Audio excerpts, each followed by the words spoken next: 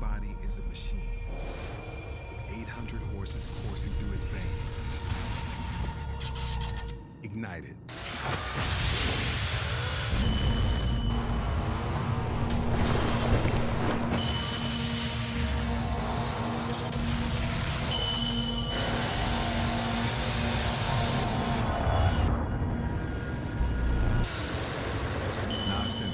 Human horsepower. I'm Dylan Hughes, Formula Drift Pro driver, and today we're going to talk about Royal Purple HPS and what actually goes into it. There's a lot of talk about additives, and Royal Purple has its proprietary Centerlick technology. It is fortified with a high level of zinc phosphorus anti-wear additive for exceptional protection against heat and wear. Its high film strength improves sealing between the piston ring and cylinder wall for maximum horsepower and torque. Royal Purple HPS, race car technology for the street.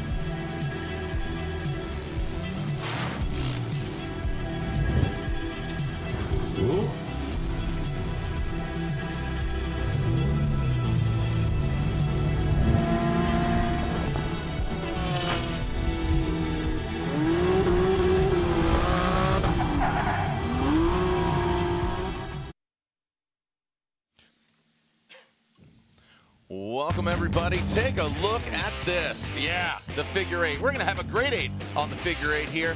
We are debuting this track in a grand fashion. We were supposed to be here last year. Things got a little weird, but now it is open, baby, in more ways than one. We have round 2 of the PROSPEC Championship and round 3 of the Formula Drift Pro Championship. This is the AutoZone Gauntlet presented by Type S. Type S, the official lighting of Formula Drift. I am here, Jared Deanda, with my co-host and great friend of mine and yours, 18 years deep, Ryan Sage. Ryan, taking a look at this course, what goes through your mind? Just looking at this, kind of overseeing, we've seen some practice of PROSPEC. Last night saw some pro driving. What's kind of going through your mind? To me, it's a paradigm shift, right? It's this used to be a drag racing circuit, and now it is a purpose-built drift course. And when this started to get put together a few years ago, we were really excited about the opportunity. Obviously, there's a huge amount of space here, not only for teams and vendors, but massive grandstands that we can accommodate all the fans that are finally coming up for a fresh of breath air after COVID. Yeah. And we're going to get to see kind of this gladiator style type fighting action going on between the drivers in this brand new drift course that has already been vetted out. It's amazing. It's really cool to see. We're also going to be under the lights this weekend, and of course we've got both series here, which makes it even more exciting. ProSpec and Pro, and just the amount and the caliber of driving we're seeing in ProSpec, it has already been really tremendous. This being the second round of 4 of the championship, and then obviously we go into Pro, and we're going to be seeing ProSpec qualifying with our new format, and we'll get into that a little bit later. But overall, I'm really excited. There's a lot of history here at E-Town. I mean, I saw Vaughn Gittin Jr. post up, his first ever drift event here in 2003. But walk us through the course here, Ryan. Outer zones, inner zones, what are we looking at? One of my favorite parts about this track is the fact that they basically blaze into view from underneath the tower that we're currently at. You see the drivers start there. It's a front straight right into an outside zone, then crossing back around, and then we've got the traditional figure eight. It is different than other figure eights that we've had here before. There is the wall factor for all of the outside zones. And here you can kind of see the way that the judges have broken down the track into sectors and the points allocation for line and angle. And of course, we know style also contributes 40 points as well. Really excited about this. I mean, it's been a long time coming. This event that was canceled last year was definitely one of the ones that we were looking forward to the most because so much preparation had got in it. But now we get a chance to kind of take all that momentum and put it into this weekend. Use it as fuel for the fire. Talking to Mike Knapp earlier today, and we're going to get him here in the booth, and we're going to wrap out with the owner and proprietor of this Englishtown Raceway Park, and truly is a raceway park, being this purpose-built, first ever in North America. So a lot of excitement, a lot of eagerness, and also a lot of nerves because, you know, with us not being here, that means that drivers, you know, here it is. You can see just getting the track prepped here. Thank you to our judges. We got Chris there as well as Eggert and Ryan Lontaine. There are the outside zones. But that's it in person. Let's take a different perspective here, courtesy of Torque Drift at this iconic track now.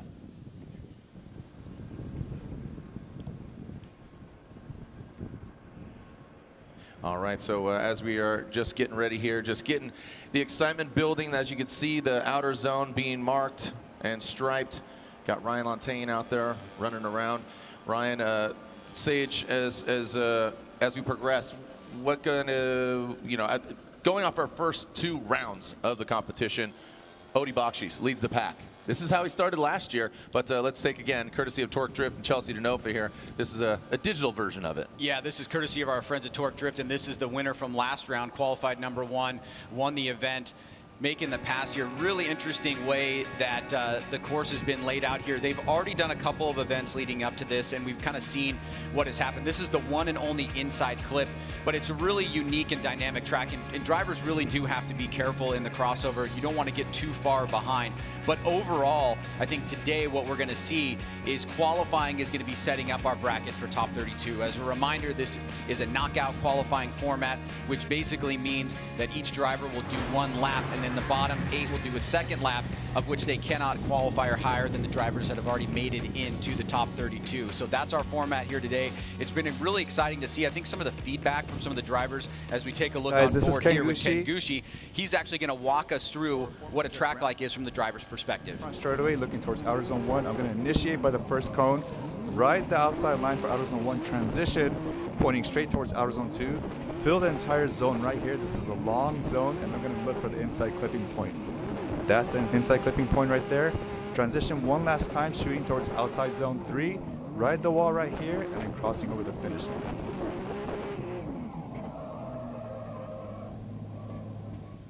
And that was a great perspective, getting that bird's eye view, getting that driver's point of view. At nighttime. Yeah, at nighttime. You can see all the Type S lights really locking in those outside zones. And, you know, they make it look easy. But I think another factor, nighttime, lights, smoke. They do go cross over with it being a figure 8. Again, we will have the grade 8 on the figure 8. But the smoke is going to be a big factor as well.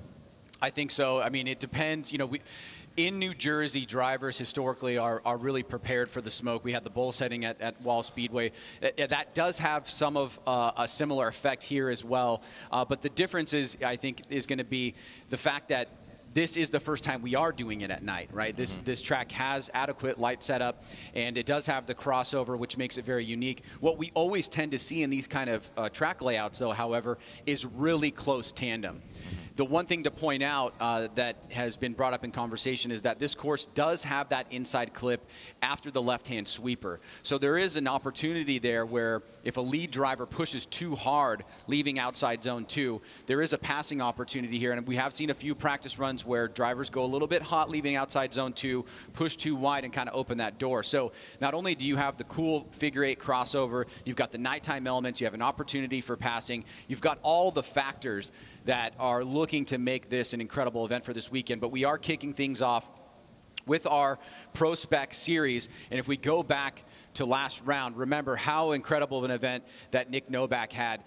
He was followed in second place by Blake Olson, then Dimitri Bruschi. So we are just starting the season for these guys, and we're going to have a big break until we get into the latter part of the season. So very important to accumulate points here at this brand new track that not really anybody has any data on. Right. So it's kind of an equalizer for everybody. But there are some drivers that tend to do better when it's kind of a clean slate, right? I mean, I mean, we talk about this being a new venue, but the history of Englishtown, like I said, I kind of alluded to it earlier, and I don't know if you saw Vaughn and Forsberg's post back in 2003. They posted a video of them having some fun here in a parking lot. But, you know, the Club Loose guys, they've been doing events here, you know, the East Coast Bash, those kind of events that have been happening here. They call it hashtag the coolest place on the planet. So I mean, just the history here runs deep between Chris Forsberg, even Tony Angelo, a former driver and judge, Vaughn Gittin Jr., Ryan Turk, and just a whole bevy of East Coasters call this place home. Well, I don't know if you know about this. Maybe they told you, but if not, I'm not going to ruin the surprise for you. Yesterday, Mike Knapp, the owner of the track, did something really, really special for two drivers that you just mentioned. I did see it. And we got it on videotape. We'll share it with you guys tomorrow, probably during the halftime break or right before there. But it's a really, really cool story. It's better that Mike tells it or that we show Mike telling it. But it gives you an idea of some of the historical significance of not just the region, or not just the track, but the region itself. Got it. Yeah, the whole East Coast vibe is a thing. Some of the best fans, you know, and we talked about it earlier, you know, just this being a new venue, but we have been here. Can't remember the year, but 2008. Was it 08? So I pulled clips, that's why I know. Okay, cool. Right. In 2008, we utilized the road course, and it's a really dynamic track. It just wasn't spectator friendly. Well, I think that was the interesting part. I'll share you one story before we get called to go to break, but in 2008, and I may even have this, and if we do, we'll pull it up. Vaughn Gittin Jr. was on the losing end of a battle. You'll remember this. And he decided that the best thing to do would be to drive up to the judges' stand in the middle of the event. Oh, yeah. Stand there with his hand out the window like WTF, what happened on that call, and then proceed to do a burnout.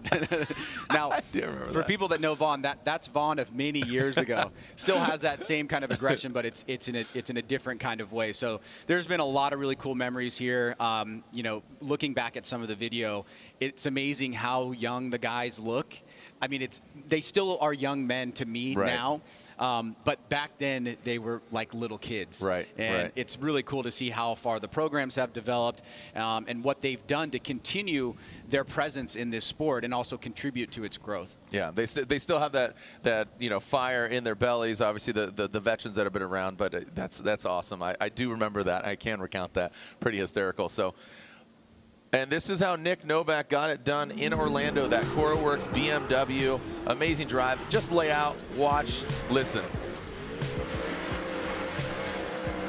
Orlando, that big bank, that oval, you know, not as big as an Irwindale, but it's long and a very, you know, it's got a lot of friction there. It really eats up tires, but Novak put it together. Just a cool, calm, and collect. He was absolutely possessed. Did it, took it all the way to the top, and that was a great way for Nick Novak to end up on top. So we'll take a short break. When we come back, it's time to get it on here with our ProSpec Championship, the Link ECU ProSpec Championship, as we are at the AutoZone Gauntlet presented by Type S. Next up, Knockout Qualifying presented by Link ECU.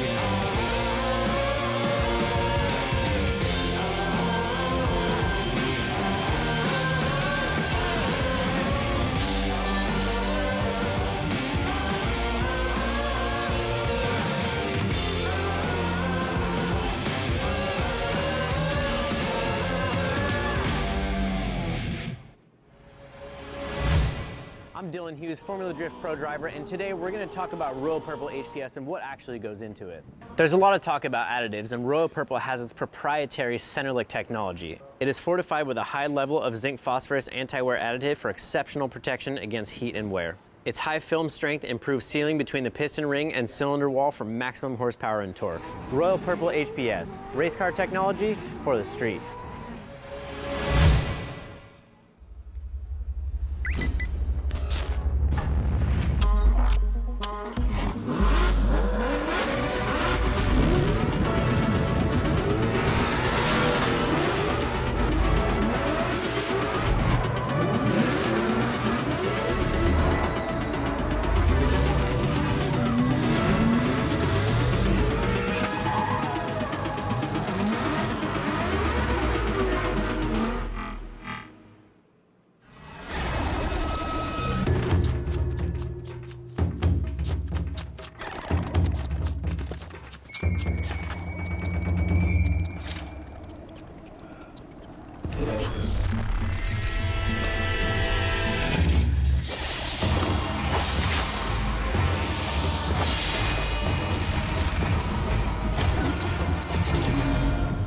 Made in Japan. Breed.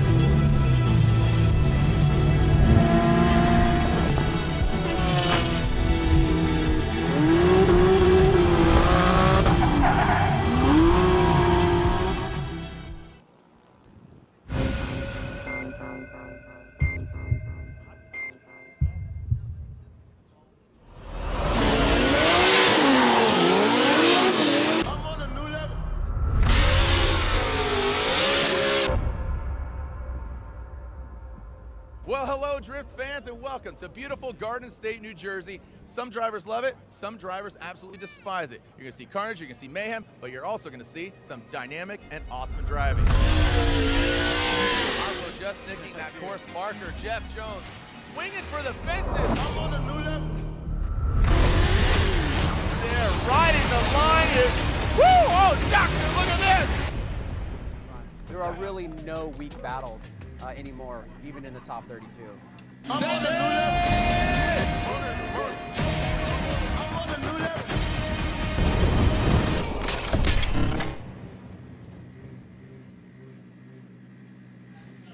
All right, welcome back as we are getting set here for our qualifying. And we are just getting word that Blake Olson is a no-show here for this round. He's coming in second in points, this being the second round of the Link ECU ProSpec Championship season. So definitely heartbreaking for Blake Olson, a really fun driver to watch, getting that CoroWorks BMW going, you know, just walking through the pits. A lot of excitement, a lot of eagerness from the fans as well as from the drivers. And with us condensing, you know, ProSpec and Pro competition into one day, obviously all qualifying today, and then tomorrow, all top 32, ProSpec and Pro. Makes for a very long day. We saw a lot of it. It's about attrition, man, you know, both mentally and physically. But we have some great weather. I mean, the rest of the country's, I mean, it's hot all across the globe right now. But here in Jersey, it seems pleasant, seems nice. Yeah, this is really awesome. And as you said, coming from California, we're seeing high, you know, triple digits. It's just kind of crazy. I was just looking at last year's statistics, and 260 points is what Dmitry Brudsky captured to gain the championship last year. Now that includes qualifying points. So for Blake Olson, not the greatest to miss a round, but certainly obtainable to be back in and be up there at least in the top 3 to top 5. So unfortunately, though, that is a tough break for him for this round. And that's if Novak doesn't show up. You know, that's meaning like he doesn't have a strong finish, which, you know, any sort of indication of him doing that was not seen in Orlando. You know, just going to the top. And of course, Dmitry Brudsky, we know, you know, even on the podium last year when he won the championship, he says, I'm going to stick around and do ProSpec again. So the Pedal Commander burnout box, you can see Nick Novak just coming out of it. Ryan, what do we got? I was just going to say, I wanted to, like, the logistics of this track is so different than anything else. That burnout box that you're seeing right there is actually behind us in the back part of the stadium. So we don't like Road Atlanta where we can see cars burning out. Like Orlando, we can see cars burning out. This is one area where not only does track staff not necessarily have eyes on it, we don't either. So it's great to see this burnout box. Right off to the right is where the ProSpec paddock is, and then on the left-hand side, or the right-hand side for us, is where the Pro paddock is. So all of the drivers this weekend are going to be having hot pits in their actual pit. Oh, great. Which is a difference than what we've seen in other events where hot pits is going to be right in grid, essentially. Yeah. But that is going to be a potential challenge to track people down for competition timeouts.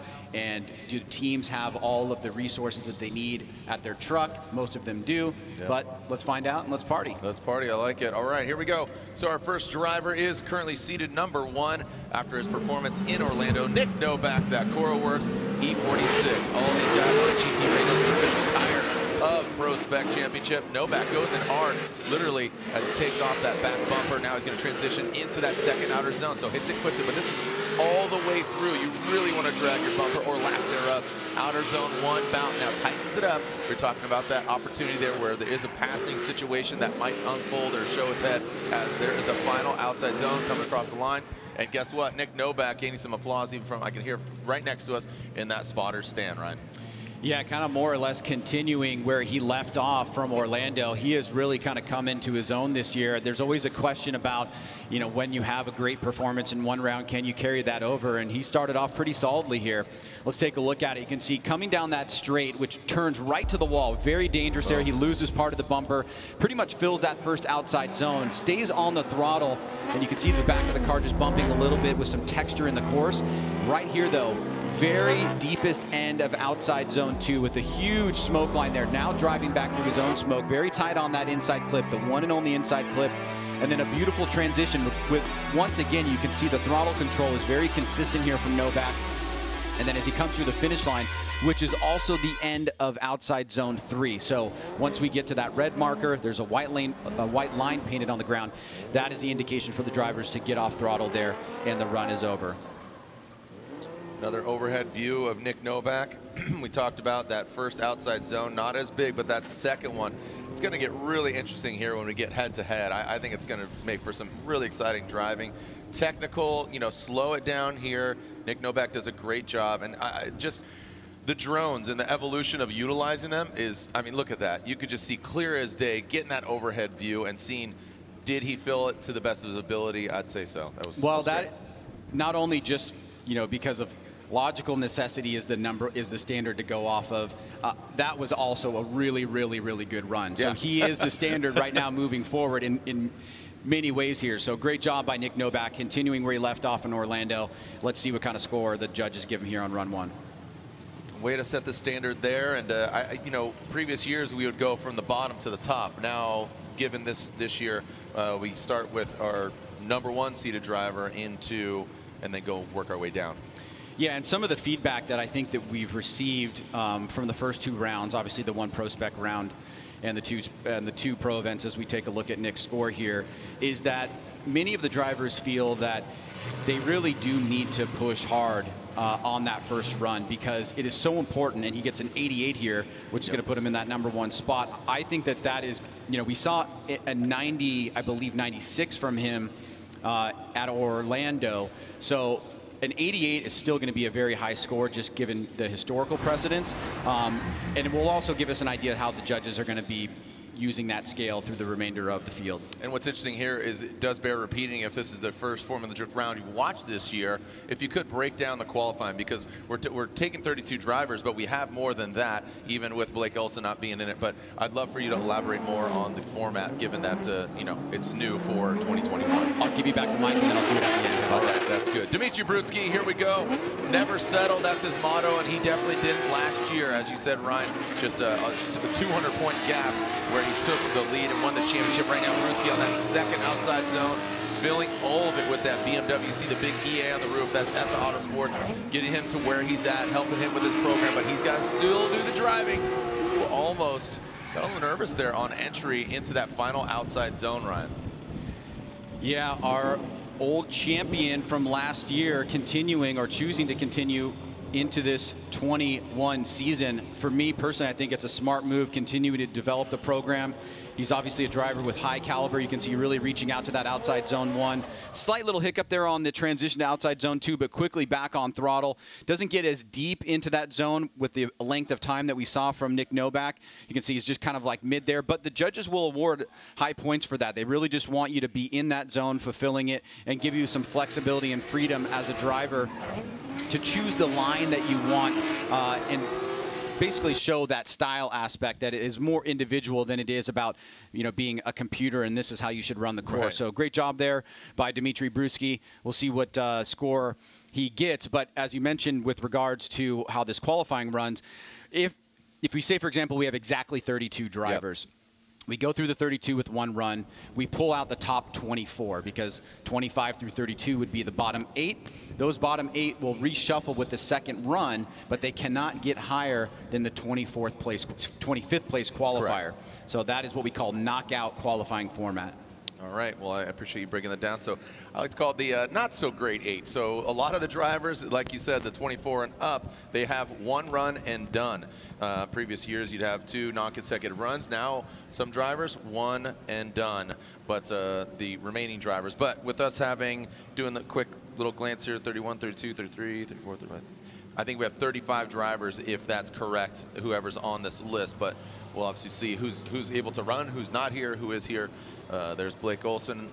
No, that's not Blake Olson, obviously, but Blake Olson was to be here. Very unfortunate. Hopefully we see him at the next round of the ProSpec Championship. Yeah, I think a couple guys down here are questionable from some notes that I saw come back, but I think the main point is if it's 32 drivers, as long as everybody gets a score, it's a full field for tomorrow. If it's more than 32, there will be some guys going home unhappy here today because they did not qualify. Yep, that's you. Thanks for joining us. Beautiful day. Eating some snacks, enjoying the sun. Thanks for skipping school or skipping work. Join us here on Friday, as we are live here at Englishtown Raceway Park.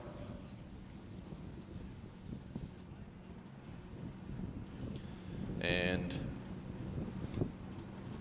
yet to see Dmitry Brudsky's score. Let's see where he lands. Yep, that's what's up. Up there on the big screen. We are live around the world, so tell your friends to tune in.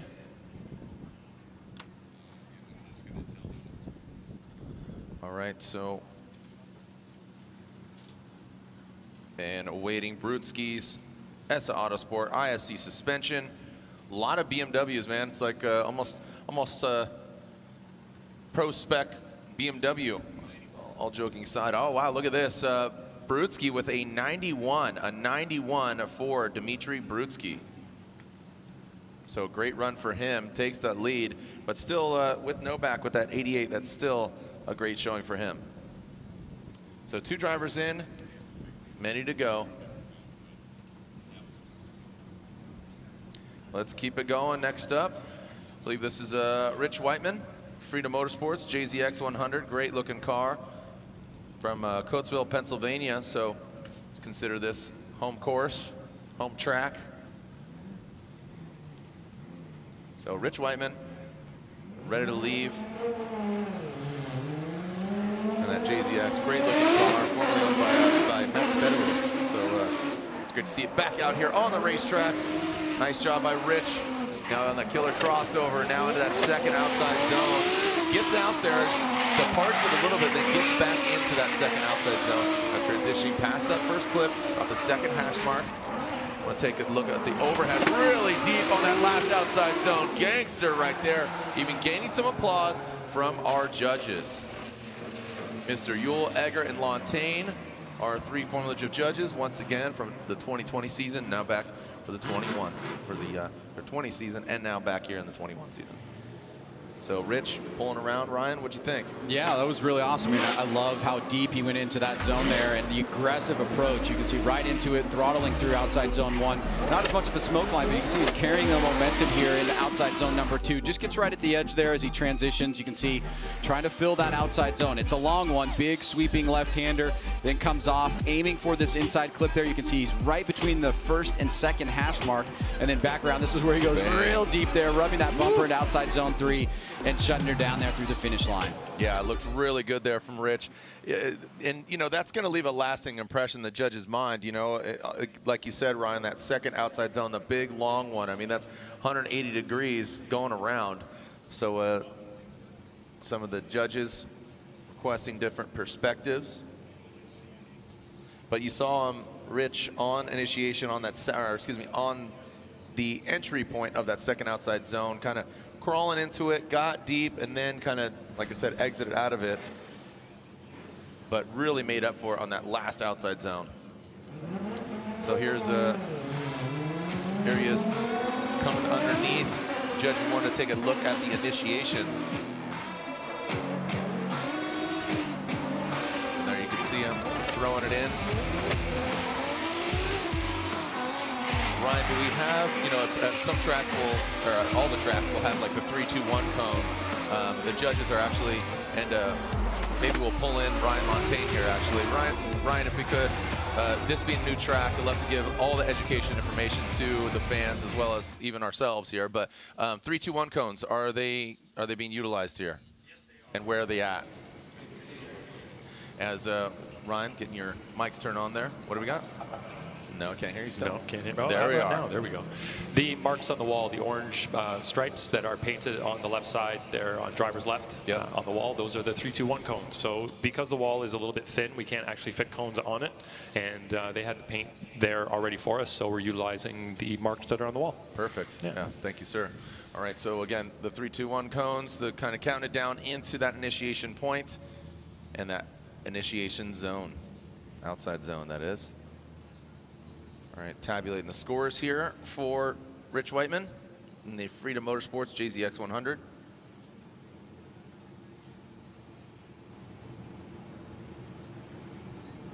Fans slowly trickling again. A lot of them, you know, here they are. Here's the score for Rich Whiteman, and there it is, 78. A 78 for Rich.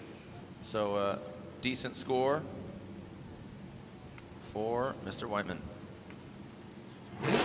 Tommy Lemaire up next, the TLO Drift School S14.5. Tommy Lemaire. Tommy Gunn, here we go. Tommy through that start chicane, hits the cone, but no big deal. That's just qualifying. All right, Tommy fills that first outside zone. You can see in that transition, the attitude of the vehicle really hammering down. Nice job, that second outside zone. Some quick little corrections there. Those white wheels, they are absolute tellers. If you could see the wheel shifting, just massaging that last outside zone, but the wheels were locked and loaded. Set it and forget it. Good job there by Tommy. Great looking car there as he finishes up his first run in a potential of 2. As we get a look now coming overhead from the drone, you can kind of see there where they go back to that pre-grid area. Let's take a look coming through the chicane. Little weight transfer there into initiation. Middle of outside zone 1, leaves it a tiny bit early. Back on throttle here outside zone 2. Kind of midline there on that outside zone, then goes a little bit deeper towards the end, eyeing up this inside clip. Gets a little bit tight there. And also pushing out wide to that final outside zone. So these PROSPEC drivers looking pretty on point here. And if we could bring in Ryan Lantain one more time, I wanted to ask you a question, Ryan, once you get done there. Just with regards to, I know that each of you guys are managing a criteria or criterion, but when you see, you know, a score from 78 from Rich Whiteman to a 91, what do you feel, or what has been borne out in the numbers as some of the distinctive difference in terms of what you guys are looking for?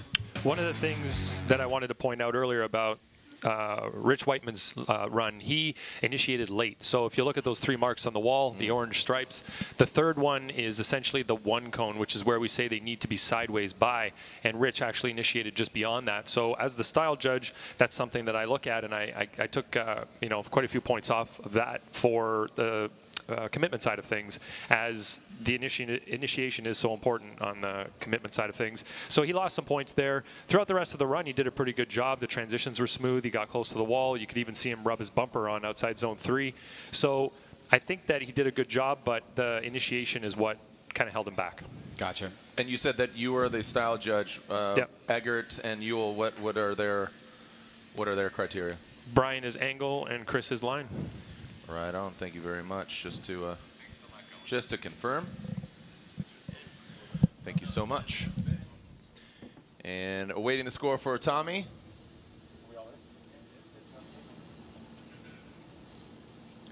A lot of the fans, I mean, you see just how much room we have here, so come on down. We are open for business, baby.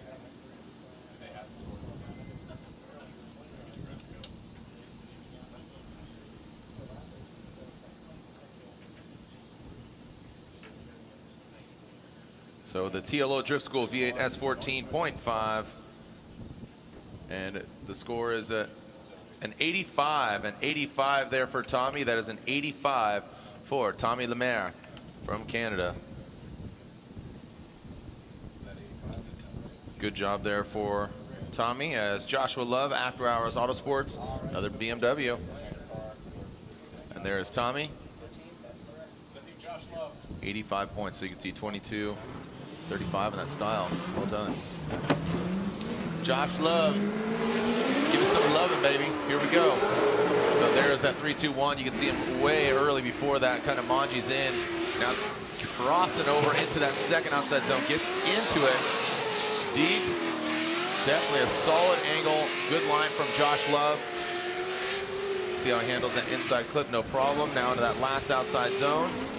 And Ryan, this is we're splitting hairs here, and this is why I really do like starting with our #1 seed versus going from the bottom, working our way to the top.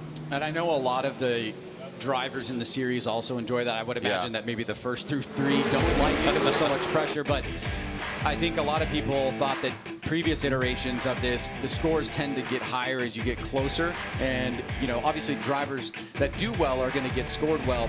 But now this kind of flips that psychology a little bit, right? So you see Nick Novak go out, lay down an 88, and then that's kind of your standard moving forward. We've got Brudski with the 91, and as we see Josh Love here, and getting into that final outside zone. And you said splitting hairs. We seem to be doing a lot of that in qualifying these days. Yeah. And that, I would imagine that the scores that we saw in Orlando with that high number of 96, and then scores filtering down, I think you're going to see something similar here as well. You're going to see 1 or 2 standout scores, and then there's going to be a lot of guys that are bunched together, and a lot of tiebreakers being initiated. Yeah, and we saw that in Orlando. So I think it's good. Like I said, starting with the #1 qualifying, elaborating more on that. It's just showing everybody, hey, this is what it should look like, or in this vicinity. So do your best. So I think it's awesome. All right, scores are in here for Joshua Love. Now in Denver, Colorado, an 82. An 82, so leaving some points on the board there. You can see line 22 out of 30, angle 26 out of 30, and style 34 out of 40. But Joshua Love with an 82. Corey Talaska is up next. Med Meridian Yellow Speed E36 M3. All right, Talaska here. And that is our qualifying leaderboard, hashtag FDNJ. And here he comes. Past the 3-2-1, initiates at the 3rd cone here. Again, like I said, a lot of BMWs here in ProSpec competition. Ryan, a bit of a, you know, we talked about the walls here. Let's see, I'll talk about it more here. Really tight on that inside clip. Again, GT Radials go around and brings it on home there for Corey Talaska. What's your expectations as far as carnage and damage? Do you think, I mean, we talk about sometimes the tracks are open, but walk us through here. I think, and as Talaska's going through, I'll point out some areas. I think this area right here is wide and sweeping, so I think it can be controlled a little bit better. Right here, though, leaving this section, as you're throttling to try and use your momentum to slow yourself down, I would imagine that that wall is going to get some paint removed on it, from it, or add some on, depending on how you want to look at that. There may be something at the initiation as well, like the timing there, especially if you're the lead driver and you're trying to get some grip on the chase driver to establish that gap. I could see some outside zone 1 occurrences happening. The benefit there is that we have an invisible outside zone, right? Two cones making the marker, not a wall there, but I certainly think that we could see some bumpers flying off, which we kind of already have. And there's a good example right there from Whiteman earlier, or I'm looking at an example from Whiteman earlier. But yeah, I think there will be some carnage. Yeah. All right, the Link ECU knockout qualifying continues, and there's Corey Talaska with an 80. That's an 8-0 for Corey Talaska. Austin Mata, Don't Mata Racing, Nissan S14. We are clear to send Austin Mata. Don't Mata is what his race team is. You can hear him just echoing underneath us, shaking the ground as they head out underneath the tower. And there is Mata. You can see a little hesitant on that initiation. That was pretty interesting. As Mata goes into that second outside zone, really digging deep. Nice job by Mata, kind of making up for it. I talked about hesitancy. He says, no, Jared, I'm going to prove you wrong. Watch this. Nice job past that inside clip. Now going to that last outside zone, filling all of it. Want to take a look, like Lontaine said, you know, did the just taking a look at the initiation, did they go and initiate at the right point. Let's take a look at the replay, Ryan. So circling back around, look to there, yellow, Yeah, oh, orange, that's plenty. orange, orange, right there. That's your 3-2-1 cone. So yeah, he did get into it on time. Got a nice little flick there. Really staying confident as he goes into the wall, making a slight adjustment in angle, but great job by him, able to find his way out of that and keep the car looking stylish and in control. Finishing up here with big angle through that last outside zone. Here it is again. You can see that little tap right there. The front end moves just slightly, and the judges will definitely look pretty well upon that. He will be a mistake, but they also understand that when you go into a wall and you crunch your back bumper like that, you can lose a lot of angle. The front end can really wash out sometimes, and he did a really good job controlling that and keeping himself in the fight. Yeah, as long as it doesn't, you know, compromise your angle and everything. If you lose that bumper, we saw that, you know, earlier from Novak. As long as it doesn't affect the attitude of the vehicle, disrupt the actual overall line, you're not going to get major points deducted. All right, Mata awaiting his score. And here we go for the Link Engine Management ProSpec. There's an 85 for Austin Mata. Yeah, hats off to Knapp and the whole team here at E-Town. Again, just building this facility from left to right. And, you know, formerly this drag race, you know, the strip. I mean, many memories here. And there it is, the bar set there with Brutsky still out front of the 91. But utilizing what was the drag race tower is now just a race tower for drifting. All right, here we go. Moving on to Evan Bogovic. The field suspension S14 vehicle might look familiar because it's Odi Bakshis' vehicle prior to that. Now into that second outside zone. You can see he gets out there, but then kind of comes out of it a little early there, Ryan. Now past that front inside clip, about the second hash mark into that final outside zone. Ends it with a bang. And there it is. So Evan Bogovic, field suspension, Bakshis Motorsports S14. Taking a look here at run number 1 from Evan. Let's look at this initiation here. He gets kind of caught up a little bit in a longer e-brake pull than he probably wanted to. A little bit overly aggressive. It kept him out of that first outside zone. So he's going to leave some line points on the table there. And here you go, Jared, as you see this outside zone number 2. He kind of gets in it for a little bit and then he starts falling out. The judges really want to see you maintain those 2 rear wheels as deep as you can in that zone for the longest period of time possible, given where you enter at the beginning. So a couple mistakes there online. I'm sure that'll hurt him. It's going to be a score that'll probably get him in to the cutoff, but we saw a couple little mistakes there that we can compare to other runs. This last outside zone a bit better here, but still coming out a little bit early, getting in a little bit late. And he'll have an opportunity here to see what the score is from the judges. And hopefully he will not need to go to the bottom 8 for run 2. And Ryan, I even like what you said before we started a kind of competition here. You even said it, there's no easy battles anymore, as Evan gets an 81. So just kind of right there in the not so safe place, just giving everybody just stepping up. But again, right before we started competition, we just had that package kind of hype reel. And I liked what you said. There's no easy battles, even in top 32. And I think that's a testament to the driving, the ability of both pro and ProSpec drivers. Yeah, and that clip was recorded maybe 2 years ago. So it's even more evident now. Yeah. All right, Ben Hobson here coming out swinging. Woo! Whoa, exploding that back bumper, a.k.a. Pinata back bumper. All right, so as, again, Ben into that second outside zone, Sansa shrapnel left there inside zone, or outside zone 1. Oh, nasty angle there. Does he hang on to it? Yes, he does. But you can see he took some speed out of it, which kept him from going deeper into that final outside zone.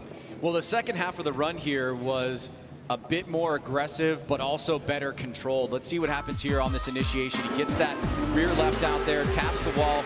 It pushes him off outside zone 1 for a second. Then you can see a big, long e-brake pull as he was going a bit too fast and at the wrong line going into outside zone 2. This is where he starts cleaning it up here. He stays pretty deep in the last quarter of outside zone 2. Sets up that inside clip pretty well with good angle, and then really a big angle going towards that outside zone 3 that pushed his back bumper right near the wall. Here's the speed, a lot of speed coming out of that first sector. And as he gets into the second one, he has to make that adjustment so he doesn't go into the wall. So I think your question earlier about will we see carnage, it's in things like that where the drivers aren't able to pull back. So yeah, I was just taking a look at that angle. You know, I'm infamous for saying not so pretty or not the prettiest, right? And then looking at the tape, it's different perspective. That's what it's all about. So again, from that one angle, it looked like, dang, gangster, sick, going to that last outside zone. But from that overhead view, that is the truth serum. That is the truth teller. That is going to decide, did he hit it or did he quit it? And looked like he got in, and then again, halfway through that last outside zone, you see him kind of gripping up and pulling out of that outside zone. Yeah. All right, so as we await the scores here for Ben Hobson, that full lock automotive Nissan S14.5, and the scores are in for Ben, and Ben receives a 77, a 77 for Ben Hobson. So just like I said, Ryan, flirting with not being that top 24 essentially, but as again, we're taking the not so great 8. So like we said, 35 potential drivers. So again, the not so great 8. So that leaves only a few spots here as Josiah Falaise into that first outside zone, Drift HQ, another S chassis in the mix. Getting all the way out there, almost flirting with the dirt.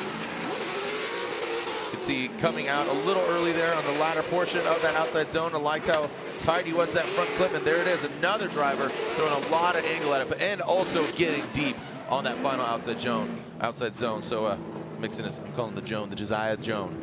Yeah, it looked like, you know, the past couple drivers have seemingly looked a little bit more comfortable on the second half of the course as opposed to the first. You can see this initiation right here, a little bit tentative, doesn't commit to that first outside zone, so it leaves quite a bit on the table there for the judges to deduct.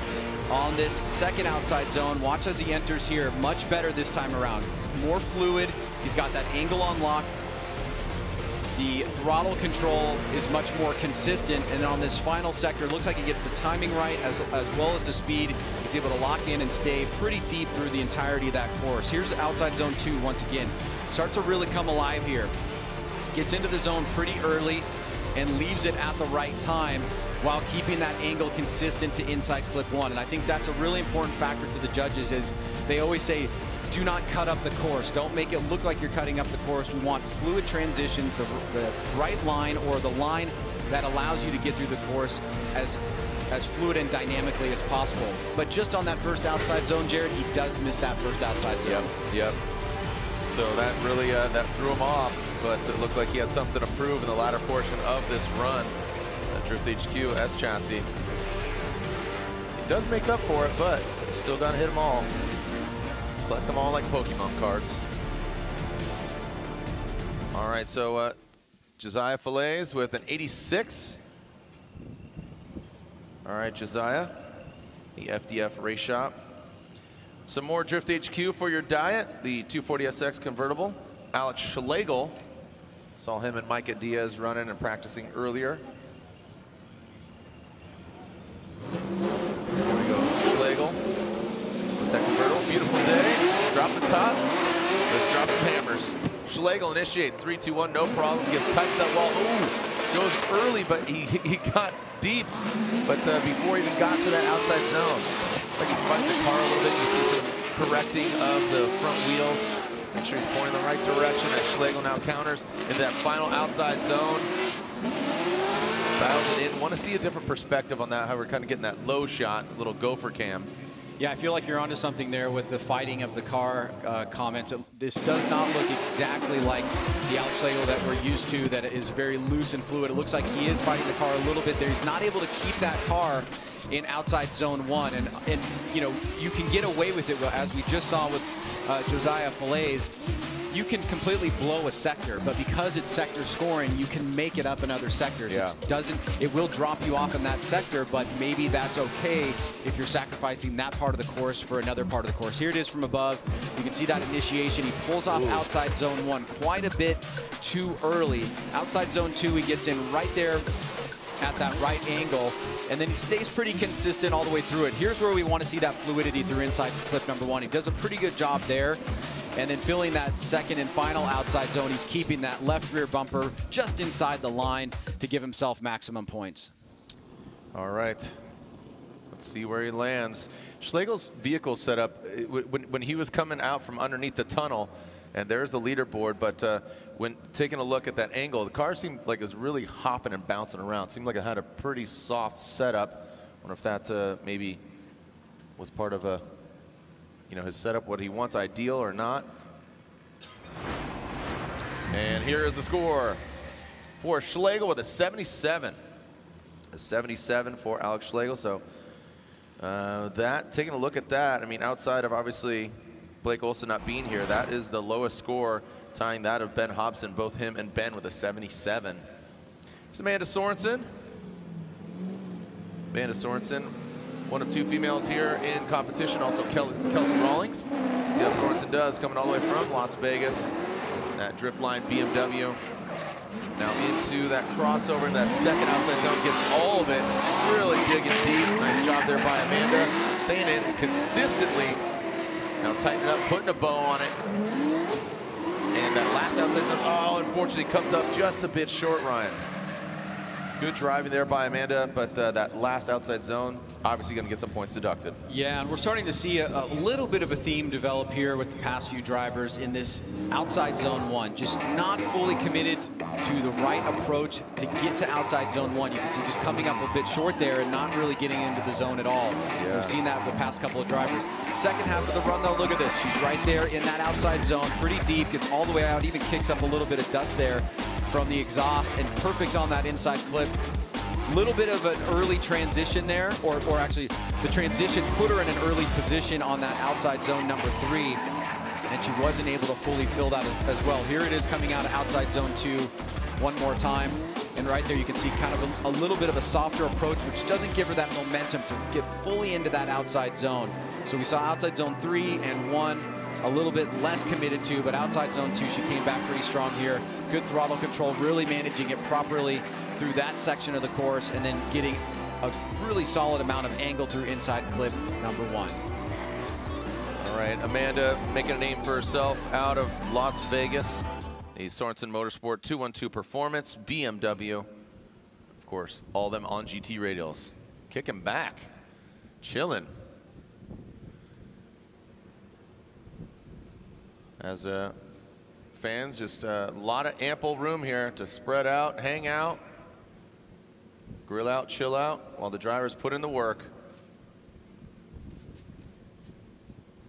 And scores are in here for Amanda Sorensen. Where does she land? 78. A 78 there for Amanda Sorensen. So good execution for her. Currently sits in 10th, but you can see line 21 out of 30. A lot of points missing there. And there is our qualifying leaderboard. Brutsky still leads the pack with that 91. You can see 88, 86. And here we go. The Forsberg Racing Tire Stacks 370Z. Alex Yeager. As Alex gets in that second outside zone, see if he can fill it all the way. Alex, ooh, first driver to get into the dirt, knocking over the cone. Let's see how he handles this inside clip. Alex Yeager now into that last outside zone. Another dirt flirt with the dirt. Ryan, what do you think of Alex's run here? Well, we didn't really see too much of a smoke line starting to develop until the middle of outside zone 2. He kind of rolls into it here. You see a little whiffs of smoke there, but nothing super aggressive. And the judges want to see you using that throttle control, really drifting the vehicle around. Here we start to see the smoke line develop, but as you said, he did drop that one rear tire on that second outside zone. Here it is one more time in outside zone 2. Starting to get on throttle here, be a bit more aggressive, just drops that tire off the course. Not a major foul there, but possibly a point or so deducted for line. And as he finishes up this final run, trying to hold it together here, get into that top 24, get it one and done. On this final outside zone, he gets real deep there, just narrowly misses that cone. So great job there towards the latter part of the run. As we see some of the fans here giving us some great signs, that we know what that means. Yeah, man. There's been some heated debates online, and there's the 2JZ Army, the RB Army, and just kind of drawing a line in the sand, just like the classic, Ford versus Ferrari. We got the Ford versus Chevy. It's just which engine, which flag do you fly, 2J or RB?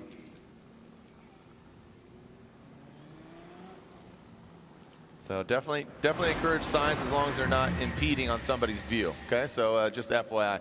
And there's Alex Yeager with a 79. A 79 puts him into number 9 position currently.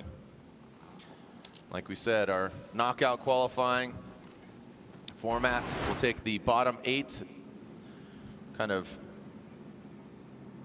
deemed it to the not so great 8, because you have to do your second run. Here comes Daniel Stuckey, that M-Spec Performance S15, or excuse me, S14.5 with that S15 front end. Oh, Stuckey just dabs that little gold toe in there. Now throws the back end of that S14. And that second outside zone really gains some speed here. The latter portion of that outside zone. Past the front clip. And now into that final outside zone. Whoa, flirts with that wall. Gets tied to it. Well done there on the latter portion, Ryan. Yes, Jared, and if you're wondering why Stuckey is missing that front bumper, we were notified that he did have something of a collision with another driver in practice. So there is a question about whether or not his vehicle is fully mechanically sound, but the driving here kind of showing us that it looks like it's in good condition as he wraps through that inside clip and then hits his final outside zone, keeping it real consistent on the line there. Here he is coming out of outside zone 2.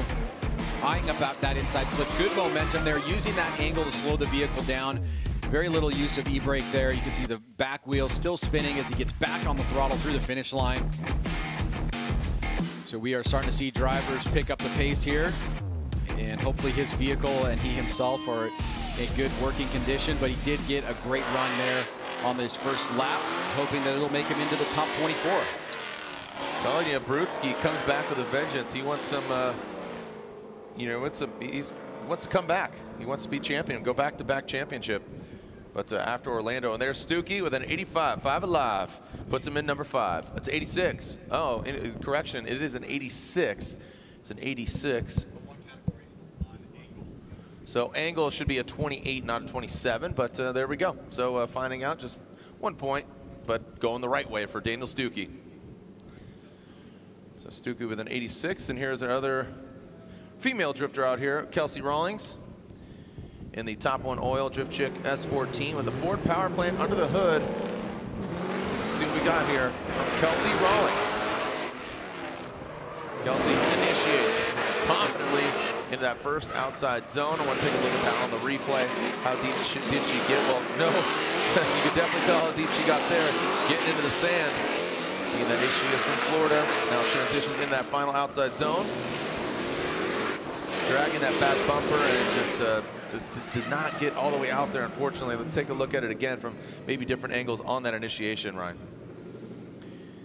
Let's take a look at Kelsey. She does get a nice initiation, but as we've seen, some drivers not pushing out deep into that first outside zone. The momentum she had going into outside zone 2 left her dropping a rear tire there, but she's able to get back on, not get too flustered, and stay in the fight here with part of her bumper still hanging on as she finishes up and fills most of that outside zone 3. Here's outside zone 2 again. You can see right there kind of bumping around, and a great job of kind of defensive driving there to not allow herself to go off course and make a bigger mistake and or throw the run away. She's able to come back, stay tight on that inside clip, keep the composure here into outside zone 3. It's not the greatest angle or smoothness in that section of the course, but she was able to at least get a rear tire on the line and get herself enough of the line points as she could possibly get, but still a little bit of a mistake there. All right, Kelsey waiting for her score. 79 for Kelsey Rawlings. So just everybody kind of in that vicinity. Again, a lot of 77s, 79 there for Kelsey. Andy Haley is to be up next in our Link Engine Management ProSpec competition. And there is our leaderboard.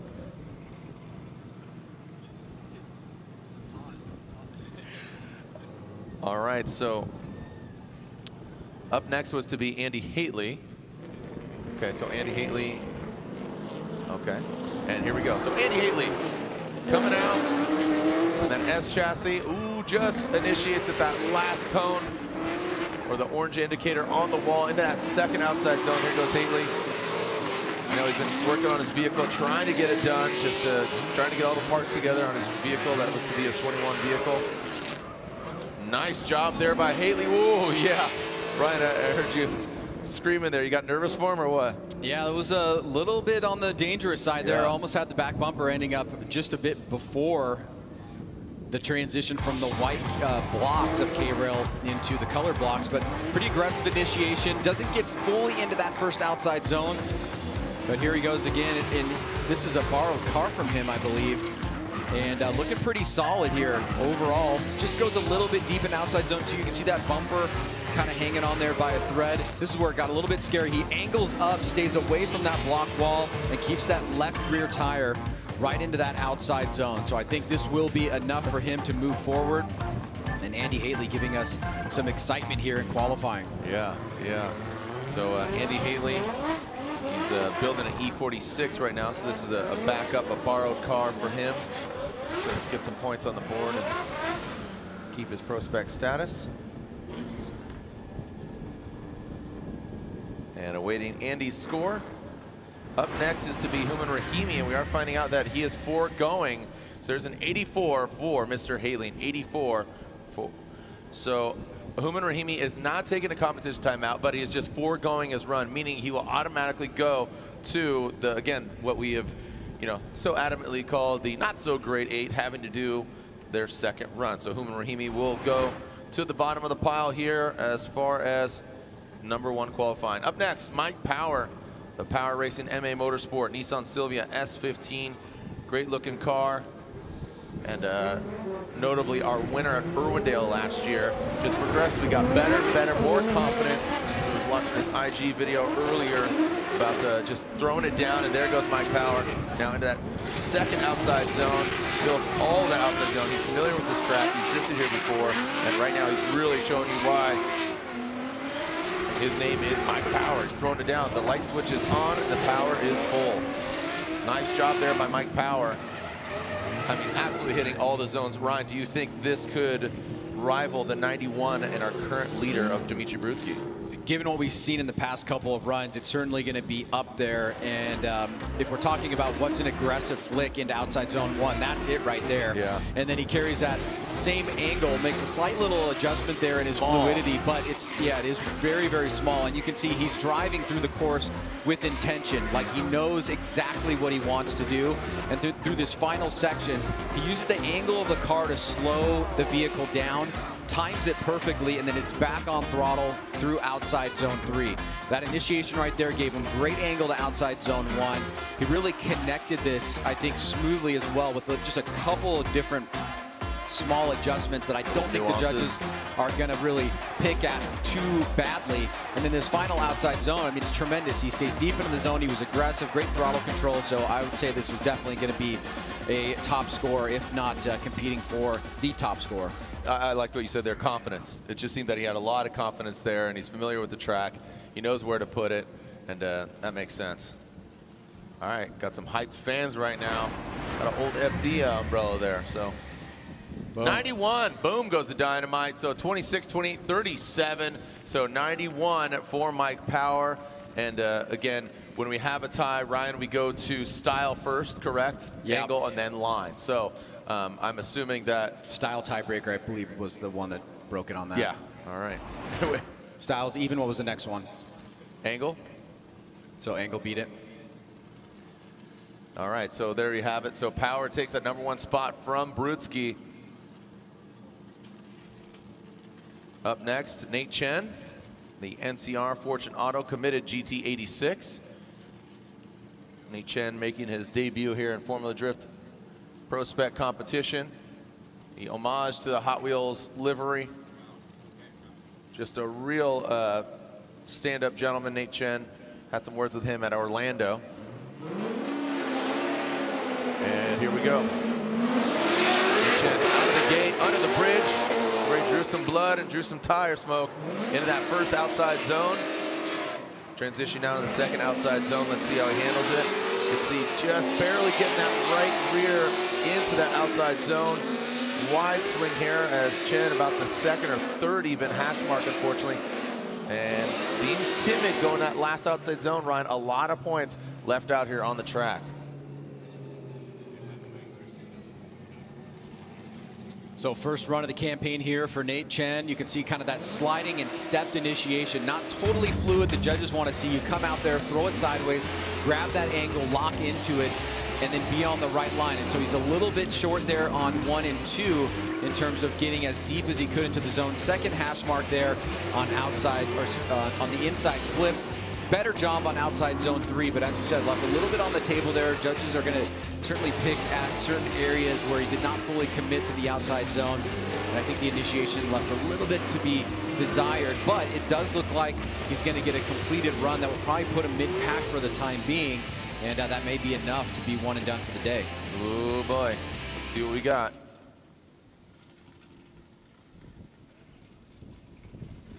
All right, got the fans with the long lens on.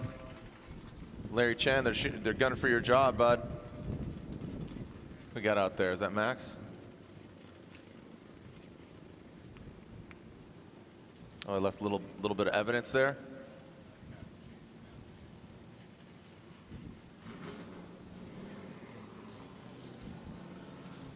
Who was that? Who was that just went out? That was Chase. All right, scores are in. And Nate Chen with a 77. So another 77 added to the mix.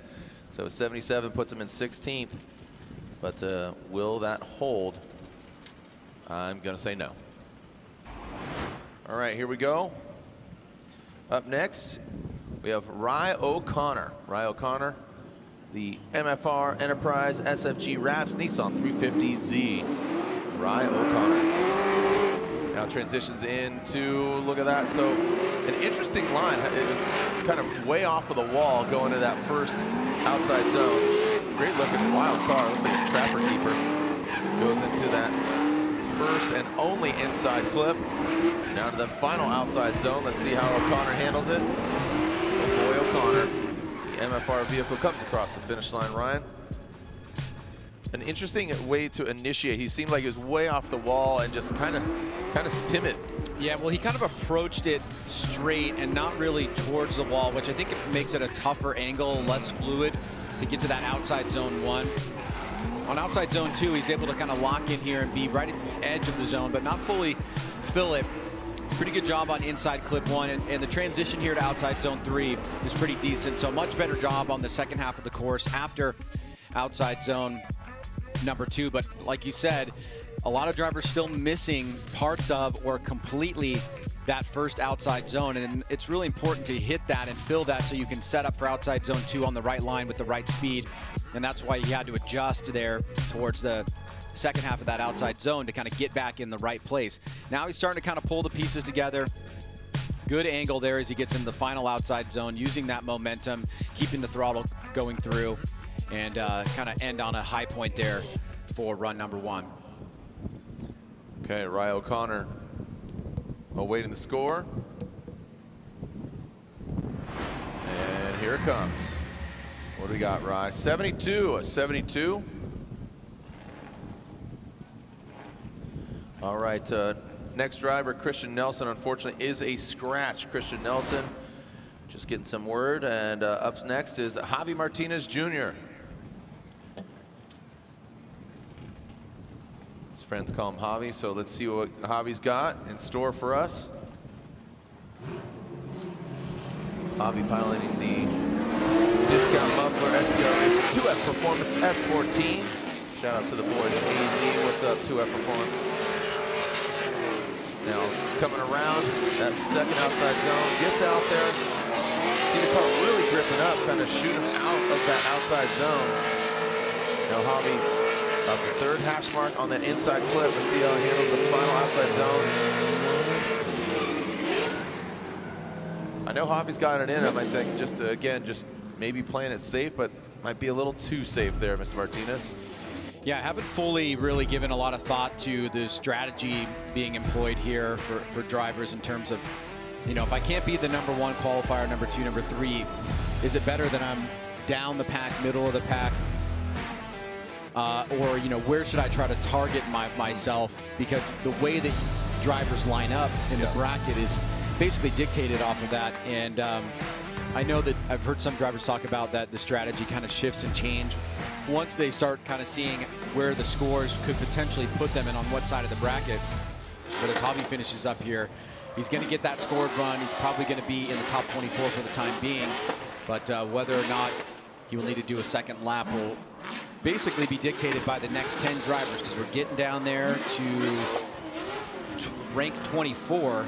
And we've got, looks like we have 34 drivers in the mix here, at least on our driver lineup score sheet, though that there are a few drivers that are some question marks. Yeah.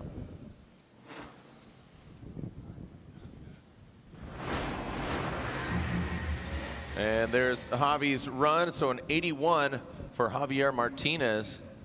So look at that line. Look at that line score there, Ryan. 20, you know, at a 30 angle. So good angle score, and style 35. All right. Claiming away 81 for Javi Martinez. What's up, Paco? Shout out, homeboy. All right, Micah Diaz. Saw, I believe it was Micah Diaz's wife potentially. Saw the Diaz shirt, saw the phone, saw the camera. Here we go. Hold fast. And the GT Radial, Black Rifle Coffee Company, BMW from Riverside, California, into that second outside zone. See him really fighting that wheel there, Ryan. Just directions kind of shimming his way really tight to that inside clip. Nice job. Here we go. Micah Diaz getting into that final outside zone. That's the way you end it for Micah Diaz.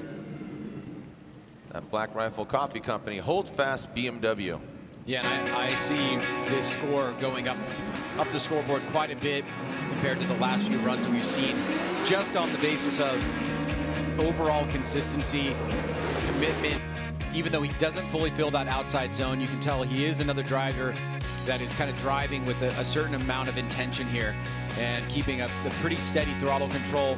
He's not maximizing points in every sector, but his fluidity is pretty on point here. And on this final outside zone, he leaves something for the judges that I think is pretty valuable there, and that's completely filling that final outside zone, doing it with great speed and keeping that throttle control really modulated and pinned there on that last section. You can see a lot of speed there. He uses the angle to slow down the vehicle, not a lot of heavy e-brake use, and the judges definitely like to see that. I'm just getting word actually from 2F Performance just saying that unfortunately Javier, that was our previous driver, Javier had a supercharged crate engine. The blower blew up, ruined his engine, so he had to switch to his old NA, naturally aspirated. But back to the scores here, as Micah Diaz receives an 84 for Micah Diaz. So again, Javier Martinez on naturally aspirated, so he's super underpowered until he get his proper main engine fixed. So it's unfortunately there. So again, Mike Power takes that #1 spot from Brutsky. Can he hold on to it? We'll see. Talaska, you got Kelsey Rawlings sitting there in 14th. So a lot of things being shaken up. You just don't want to be on that not so great 8. And here we go, Carlos Arrieta, Insane Ways Motorsports. Let's see how Arrieta handles it. Initiates straight line approach into that first outside zone. And in that second outside zone, way off of it, unfortunately, middle of the road. Has good angle, but needs to tighten it up, and he does that on the inside clip. Whoa, buddy, oh, and there it is. Ryan, you called it, so that is unfortunately going to be an incomplete. That will be a 0 for Arrieta, meaning he will have to make his second run, hopefully get it together. Everything was looking decent. Again, really off of that second outside zone, but right there just got too aggressive going to the last one. Yeah, the first incomplete that we've seen so far. Let's see how it kind of came together here. You can see much tighter line than you should have in outside zone 2. And that can be a bit dangerous as you start to kind of figure out where you need to be in outside zone 3. And you can see he just kind of fades to the left there, taps the wall, and then the car kind of runs out of control, or out of his control. Here it is one more time. This is at the beginning of outside zone 2. You can see the remnants of that white line indicating where the judges want to see you at least be. As he wraps through that inside clip, he transitions back around. It was kind of a quick snap there, big angle, and right here he's going to get into the dirt, hit the wall, pulls out of it. At that point, it's an incomplete, but that right there completely solidifies it as he was not maintaining control through the finish line. So unfortunate break there, but he will have another chance to do it. All right, clean up on aisle 1. Got Big Kev and Little Kev. When we come back, we're going to take a short break here, and the party continues here at round 2 of the PROSPEC Link Engine Management PROSPEC Championship.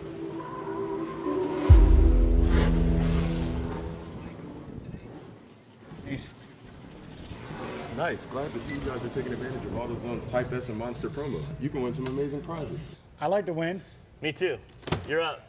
Oh, that's all right. I got you last year, bro. Oh. Looks like you two need to battle right now.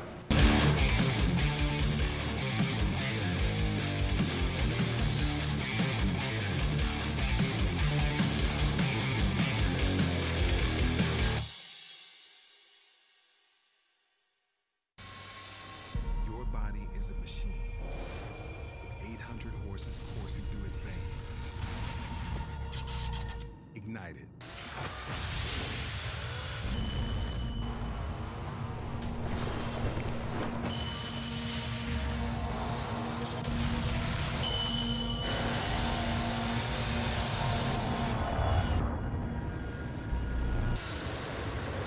Synergy, human horsepower. I'm Dylan Hughes, Formula Drift Pro driver, and today we're going to talk about Royal Purple HPS and what actually goes into it. There's a lot of talk about additives, and Royal Purple has its proprietary Centerlick technology. It is fortified with a high level of zinc phosphorus anti-wear additive for exceptional protection against heat and wear. Its high film strength improves sealing between the piston ring and cylinder wall for maximum horsepower and torque. Royal Purple HPS, race car technology for the street.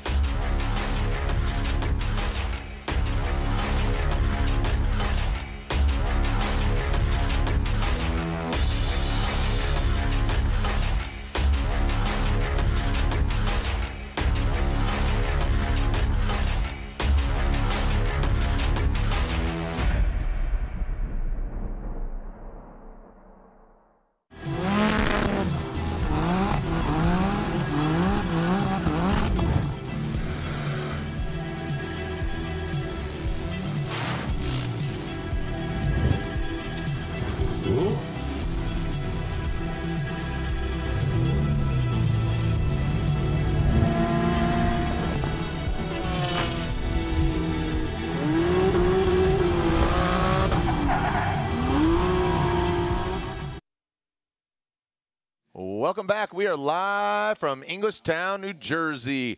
Old Bridge Township Raceway Park, the first ever purpose-built drift coliseum in the United States. So absolutely awesome to see this venue, back to see some everybody's face, because masks are off, man, we're ready to party. You can see Power there leading the pack, but here we go.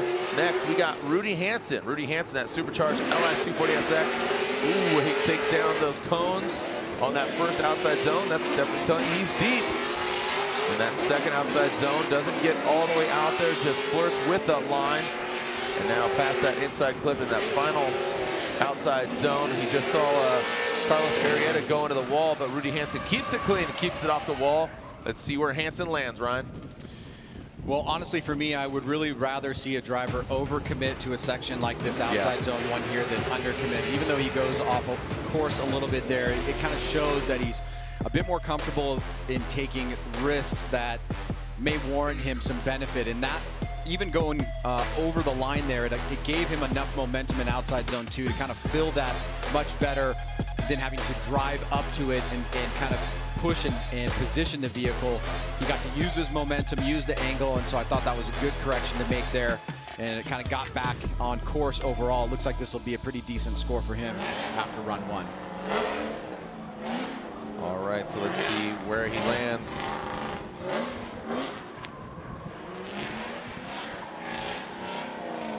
And again, Arrieta with that incomplete run. You said it was the only incomplete we've seen so far, but Human Rahimi, again, he foregoes his first run and will automatically have to do his second run. And Rudy Hansen waits for his score, currently sitting 26th in points after our first round in Orlando. Ryan, what are the other 2 venues that we're going to be seeing new, or not new, but what are the other ProSpec rounds? Well, it's going to be the infamous St. Louis road, or excuse me, the Worldwide Gateway, the purpose-built drift course there, which is similar to how this was put together. And then we got Irwindale Speedway. Yep. So it's going to be the finals. The judges here, if you're wondering what we're looking at, Jared, they're asking for 1 additional replay here and possibly a drone overhead. I think they want to get a little bit of a more granular look here at Rudy Hansen's first pass to see if there's anything else that they would change on his score. So that's what we're looking at here. And again, to elaborate on that, Irwindale, we are going back to Long Beach, just given that, you know, it didn't happen in the beginning of the season, but we're putting it at the end. So we're putting it right before Irwindale. And then there's a new track for us in Pennsylvania. Yeah, just had an opportunity to go there about a week and a half ago, check out the venue in more detail, take some measurements. It's got a brand new paved surface. It's a little bit smaller than Irwindale with a little bit less banking, but it's really, really wide. And the course layout that we have not put in the public just yet, I think is going to be really exciting for fans. Awesome. Well, I appreciate the insight. Rudy Hansen with a 77. Rudy Hansen with a 77 on his run. Here's D-Mads, Derek Madison. Team Infamous S14.5. D-Mads from St. Louis. Speaking of Worldwide Technology Raceway, D-Mads from the STL. Let's see what Derek Madison's got. Blazing into that first outside zone. Again, comes in ripping, but a very technical track. This is where you really got to dial in. Ooh, D-Mads, that Fuel Lab S chassis. Now into that front clip. Right on it, well executed. Now to the final outside zone. Let's see what D-Mads got. Fills all of it once again. So good job there from Derek Madison. Yeah, some people think that there's, you know, no real proper use of e-brake. They want to see you using the angle momentum of the car, but obviously right here on initiation, that's a pretty proper use of it. He kind of set himself up, did it right there, but not overly exaggerated. He almost understeers right before that section, and then it causes the car to kind of angle up, so he does have to make an adjustment there in outside zone number 2. Gets back around just kind of glistening right next to that first inside clip, and then the second half of the course here, pretty well executed. You can see he has good angle, drives almost to the edge of the course, and finishes up with strong angle there through the finish line. Here's that initiation, and you can see he just used the proper amount of e-brake, in my opinion. And right there is where he had that little flub. And once he angled up, he kind of knew he was committed to that. Luckily, he was on a pretty good line, and then he was able to kind of finesse it through this last section of the course. And right now, he's pretty much back on it. Very comfortable, finishes the run strong. Like it, like it. All right, so Derek Madison waits his score. See the burnout box. Our next few drivers getting staged, getting ready to go.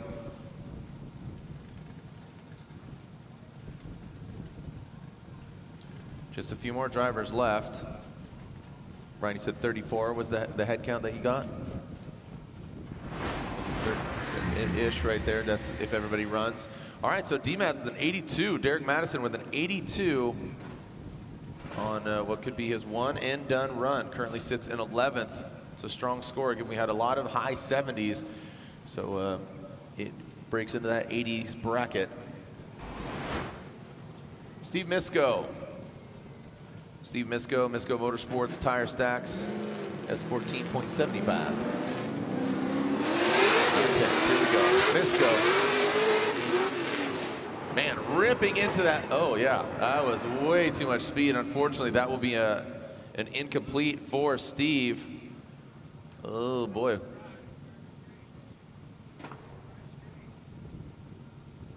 So let's take a look at this again. What went wrong?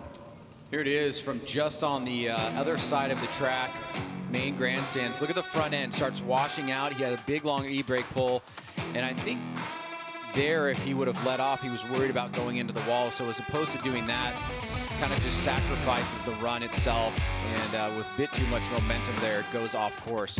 And that's one of those runs where you're grateful that there isn't a wall there, because that certainly would have been a lot of damage to the vehicle. So he'll have another opportunity to do it. He will go into the bottom 8. You can see the smoke coming from the vehicle. Hopefully no damage prior to that or any sustained damage, but certainly looking a little worse for wear at the moment.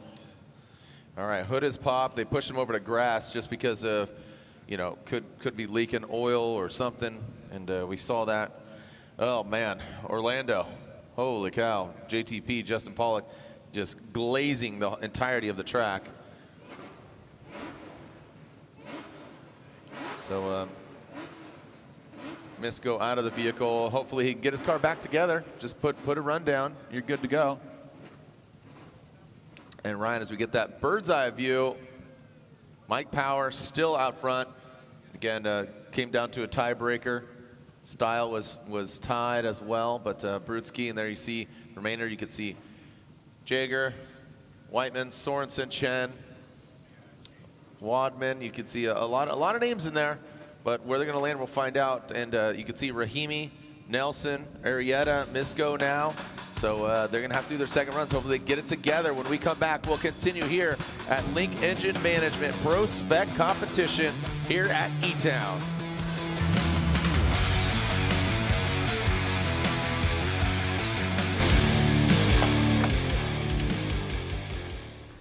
You're out. You're out. Oh, there you go. Nice. Tailgate LED. Oh, yeah. Need that. Nice. Glad to see you guys are taking advantage of AutoZone's Type S and Monster promo. You can win some amazing prizes. I like to win. Me too. You're up. Oh, that's all right. I got you last year, bro. Oh. Looks like you two need to battle right now.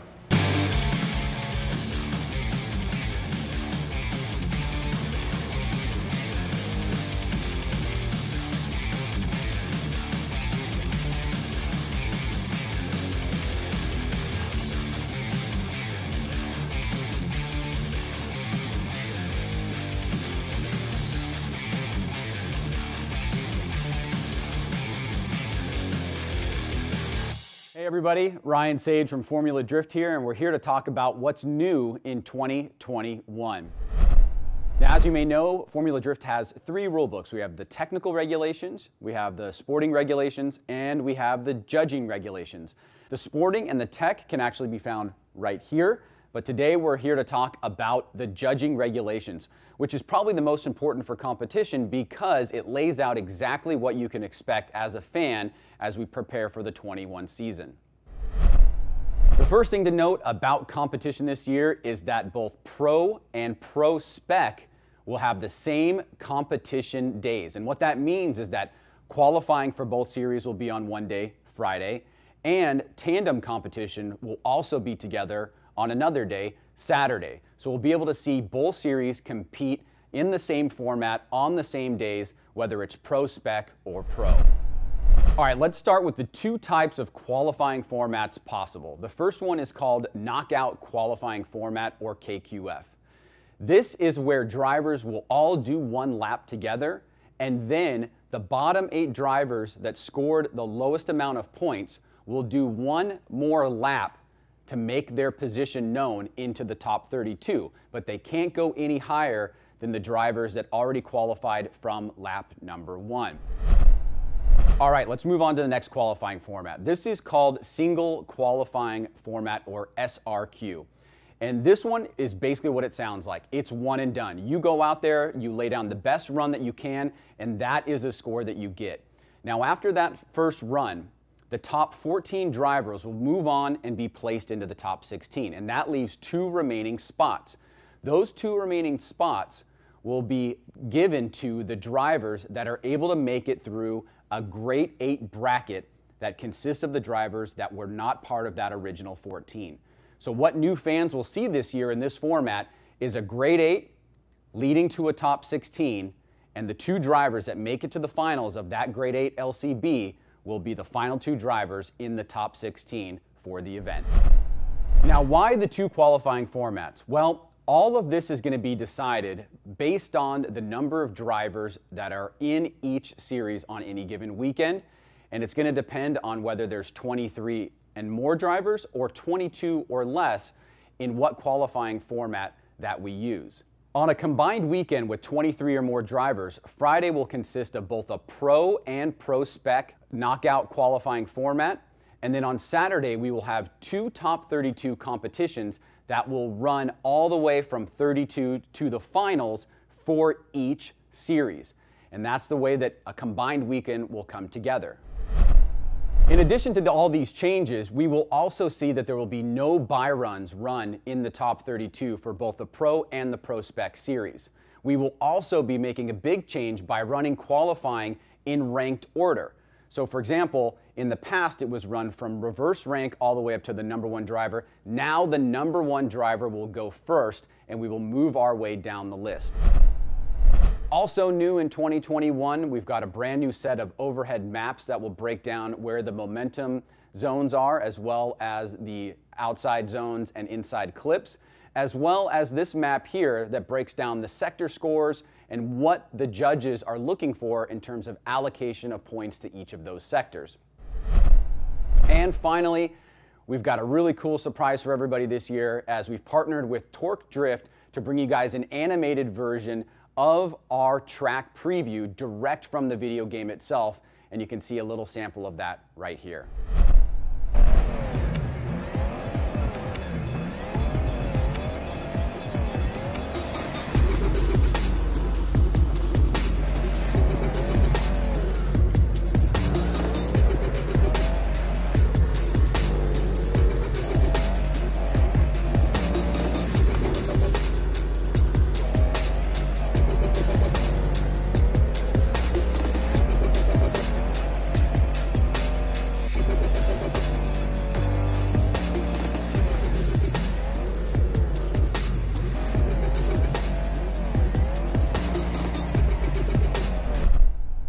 Well, that is a quick overview of the judging regulations for 2021. If you'd like to see them for yourself, you can go to the Formula Drift website and click this link right here, and you'll be able to download a copy and see what you can expect as a fan in 2021.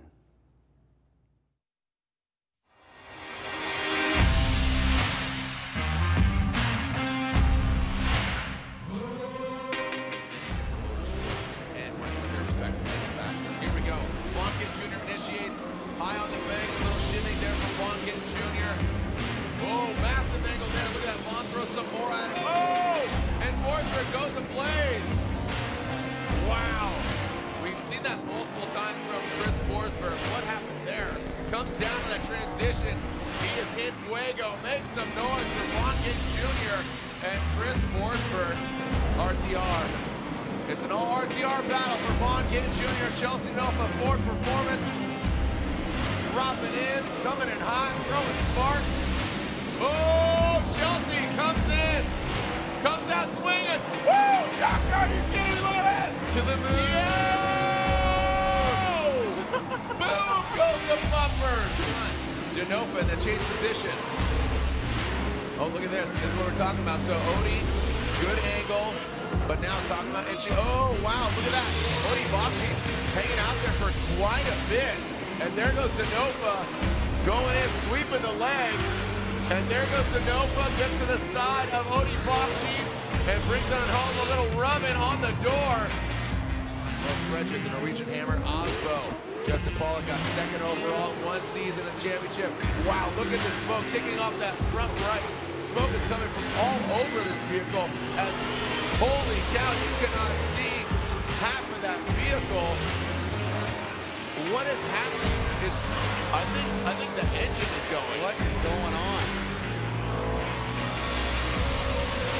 You can't see anything. From the BC Racing Hit Tire Ford Performance Mustang RTR, running around, he sent it into the Big Bang. Sparks go flying, and look at Chelsea Denofa. Jumps to the side of Frederick Osbo. Right there, Sparks once again jumps up to the side. Massive angle from Chelsea Denofa in the chase position. Hunting him down. The Norwegian hammer gets sweated by Denofa. Shots fired on the door.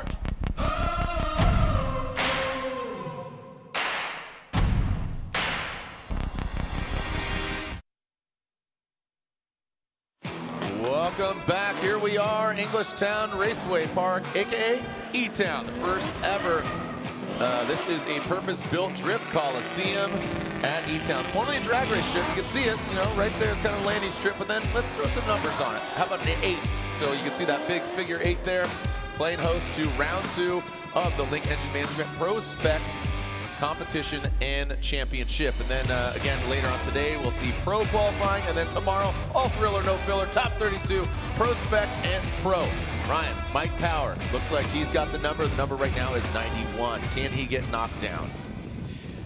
I would say it's unlikely at this point, but as we start to get towards the bottom part, I think we more or less know where the number cutoff is going to be, right around that 27, 28 marker, just given the numbers of drivers that have not called themselves out of competition just yet. And if we count backwards from 8, it puts us right around 27, 28, I believe. So that is where you need to be after this first lap. We're getting there. We've got just about 7 more. Is that right? Yep.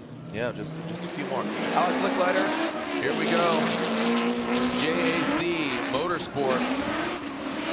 FRS now coming into that second outside zone. Might have been too early on that transition, Ryan. You saw him snap over. Oh boy. Oh wow. Okay. He's going to go in the sandbox into the kitty litter. So unfortunately for Alex, he goes off course, and that will be another incomplete for another driver. Unfortunately, we saw Misko. He just got pulled off course. Hopefully he can get his car back together. Now Alex shoots off in that second outside zone. Yeah, as we know, oil is kryptonite for drifting, but I think there may have been some mechanical damage to Licklider's car. We may not see it right here, but it looked like his front right was wobbling coming into outside zone number 2. We may catch it here coming back around, but from the angle that I saw, it looked like it was wobbling right about there, and that's when he started going off course. So it will be an incomplete, as you said, Jared. Let's see if we can get a little bit better insight to it. Keep an eye on the front right as he transitions back around. See if you see anything squirrely there. Watch right about there. You see that? See that? Yeah. So I don't know if that's some damage there or just getting a little bit shaky, but it is an incomplete nonetheless. He will have to go to the bottom 8 as we get the dirt off the course and move on to our next driver, which looks like it is going to be Adam Gruby. All right. Adam here, the DDR Racing Ford Mustang GT500. All right, Adam Gruby, ready to throw down. See him warming up the tires in that burnout box, and just a cool layout here. And I really like what E-Town has done here. Kept the the drag race, the suites and the tower, and coming out shooting. I think overall this is, I mean, tomorrow, as you always say, I think the essence head-to-head, I'm really excited to see what's going to unfold. Yeah, to get to the essence, you've got to do some work, and that's what we're seeing here today in qualifying. Those top 32 drivers making up the field for tomorrow. And for fans that are here for the first time, that may be joining us from the tri-state area, or fans that are new watching online, we run top 32 to the finish tomorrow for both series. That was the first time that we did it was in Orlando. It was an insane, crazy long day. I'll tell you what, it definitely makes for a lot of action. Yeah. Because we get to see the progression happen without any breaks. And you really get to see what the drivers are made of, because it does, I would say, work a little bit against drivers that are succumbing to the type of attrition that happens. So you've got to be prepared mentally, physically, car, all that stuff. Yeah, and sometimes people would get a saving grace. Maybe they have, the car's not 100% in 32 or something pops. They have time to fix it in between 32 and 16. Not anymore. Not anymore. Just texted with James Dean. He said he's going to tune in. Congratulations to James Dean for winning FIA IDC. Here we go. Adam Gruby, Gas Factory, comes on in and, way over. Oh, wow. Dumps like a trunk. But what? All right. As Didn't have any junk in the trunk, but the trunk definitely flipped up. So unfortunately for Adam, overshoots and goes off course. That'll be another, man, that is 3 incompletes in a row, Ryan, unfortunately. Yeah, and you can see he just got a little bit too much momentum out of outside zone 1, pushed off course there, hit a dip in the course that caused the vehicle to kind of disrupt more than he was capable of handling there. So will be an incomplete. Here it is again. Kind of rolls into the initiation, doesn't fully get the car to angle, and the momentum here pushes him off course. And then right here, as the figure 8 connects from the drag strip part of the course, you can see he goes off course there and has to stop his run. So we'll move on to the next driver, and Adam Gruby will have an incomplete on run number 1. All right, so Adam, man, like I said, right, that's 3 incompletes in a row. Carlos Arrieta, he had an incomplete. Human Rahimi did not even take his first run. So all these drivers are incompletes. We right now we have 5, including Human. Carlos Arrieta, Misko, Lickliner, and Ruby.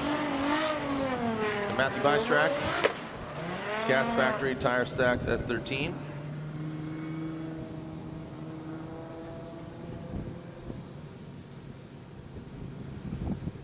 And was that to be our next driver?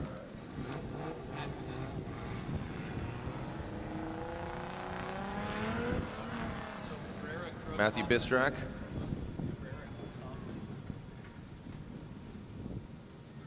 Bystrak here in the Gas Factory Tire Stacks S13 at the start line. Correct. This is Bystrak.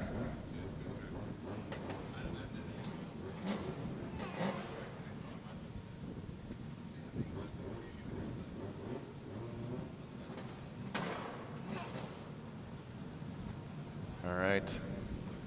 Bystrak ready to go. And just a few more drivers on their first run here in qualifying for ProSpec. Bystrak comes underneath the tower of power and into that first outside zone. Transitions into the second outside zone. Comes up just a bit short and gets even shorter, unfortunately.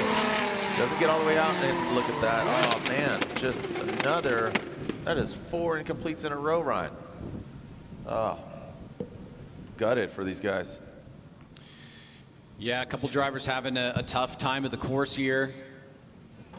There is a lot of practice leading up to this from Thursday, but there's always the challenges of, is the vehicle ready?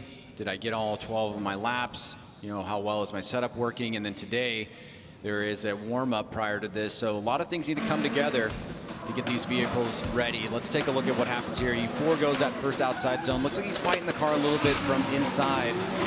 And as he gets to this middle section here, he really angles up the vehicle. He's not able to take control of it. And you gotta wonder, with that front bumper missing, did something happen during the warm-up that he was not able to fully vet out? But nonetheless, it will be an incomplete on run number 1, Jared. Yep. So you will have to go to the bottom 8. That puts our incompletes at 6. All right, all right. Oh boy. Pablo Cabrera Racing V's Performance S13 up next. I just wonder what's going on here. And needing a toe. Needing a toe off. That's not a good sign for Bystrak.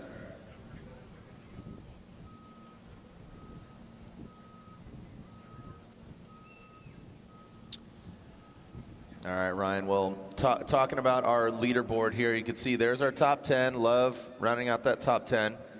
That's some familiar names. Madison, Martinez, Bogovic, Talaska, Rawlings up in the mix. Jager, Whiteman, Sorensen, that's Amanda. And you can see O'Connor. And so there's the cutoff right now. O'Connor with 23. So, but a lot of those you can see with incomplete. Some have yet to run. But those 1, 3, 4, 5, 6, yeah, because we haven't seen Wadman yet. Yeah, so there's 6 incompletes right there. Yeah, we still have Lucas Torno on our list, Pablo Cabrera, Chance Crooks, Hoffman, and then we just saw Bystrak. At least that's what I have on my list there. So there's still a few drivers left to go. And it looks like it may be just the incompletes that need to, and Human who need to run their second lap.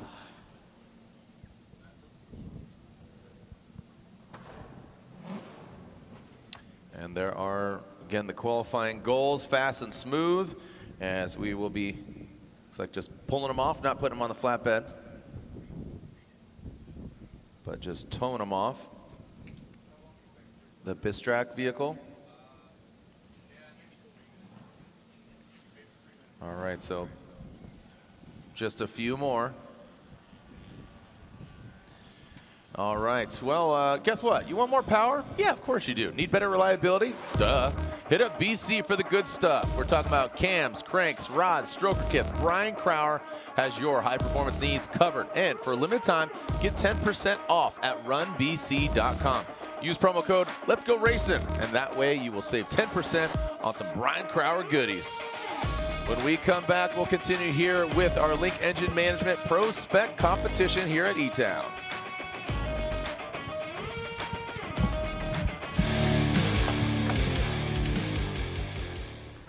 You're out. You're out. Oh, there you go. Nice. Tailgate LED. Oh, yeah. Need that. Nice. Glad to see you guys are taking advantage of AutoZone's Type S and Monster promo. You can win some amazing prizes. I like to win. Me too. You're up. Oh, that's all right. I got you last year, bro. Oh. Looks like you two need to battle right now.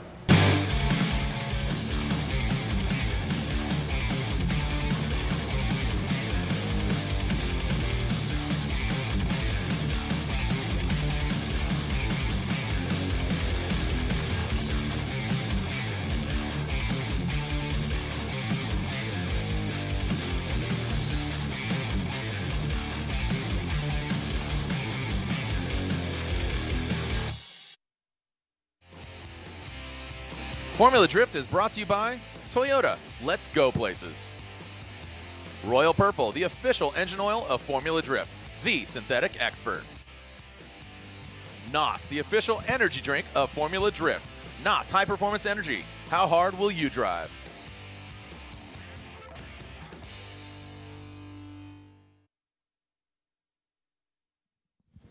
Welcome back to E-Town. Again, a lot of the fans educated. They know, hey, just gonna play it chill, you know, just kind of, all right, do I need to see qualifying? Maybe. I'm a hardcore fan. Got some fans here in the building, but I really want to see this place packed tomorrow. Really excited about it. Again, just, you know, it was on the map, it was on the calendar for 2020, and then obviously things just got a little weird. Now we're ready to party. Pablo Cabrera. Ready to party with Pablo? Ready to party with Pablo, Ryan? I have not. Okay. I haven't either. Just want to see. I feel like you and Pablo could party. Right on. That's cool. Yeah. I didn't know he carried that reputation. I have no idea. I really don't making think. stuff up. Yeah, I'm just making random stuff up. Pablo Cabrera, ready to put it down. Pablo, if you were offended by anything there, I want to let you know that I was not part of that. I don't think he's going to be offended. I mean, everybody likes to party. Everybody likes to party on the track. So Pablo Cabrera in his Cabrera Racing V's Performance Nissan S13. I would never be offended. Even if I didn't party and somebody said I did party, I'd be like, cool, thanks, bro. Appreciate that. Do you like to party? Nobody says no. Everybody likes to party. Could be just like cake and ice cream. Could be a bounce house, you know? So here we go. Pablo Cabrera on the start line. Great overhead shot. Here we go. Under the tower of power here at E-Town. Wow, way early initiation. Yeah, he likes to party. Told you. Here we go. Oh, bow, bow, bow, bow. Oh, man. And then a little sheesh on the wing. Unfortunately for Cabrera. Yeah, dude. That is 5 incompletes in a row, Ryan. 5 incompletes. I looked down, I saw my fingers, and I said 5. That's what I got. I got 5 incompletes. Well, we know it's an incomplete, but let's take a look at some of the finer details here of where we currently stand with just a few drivers left to go. 4, in fact. And we've got 1, 2, 3, 4, 5, 6 incompletes, now 7. And then we've got Human Rahimi making 8. So any driver from here on out that gets an actual score will make it into the first cutoff point. So that's a key thing, I would say, for spotters. Oh, for sure. Yeah, just whew, a little sigh of relief. I'm good. No nerves, just lock it in, locked and loaded. Unfortunately, Pablo partied too hard. I think that's the problem. He just went stage dive and nobody caught him. Like that's how hard he partied. Wow. Yeah. Love this dude's name. Take a chance. Is he a crook? Is he a villain? Chance Crooks. That's what's up. Chance Crooks, sponsored by Midwalk Anto. Midwalk Anto 350Z. Chance Crooks coming to us from, is it Shakopee? Is that how you pronounce it? Minnesota? Shakopee. Chance on the start line. I'd be radioing down to him. Just hold it together, get a score. Yeah, get us. That's a great point, Ryan. Like you said, the kind of sigh of relief.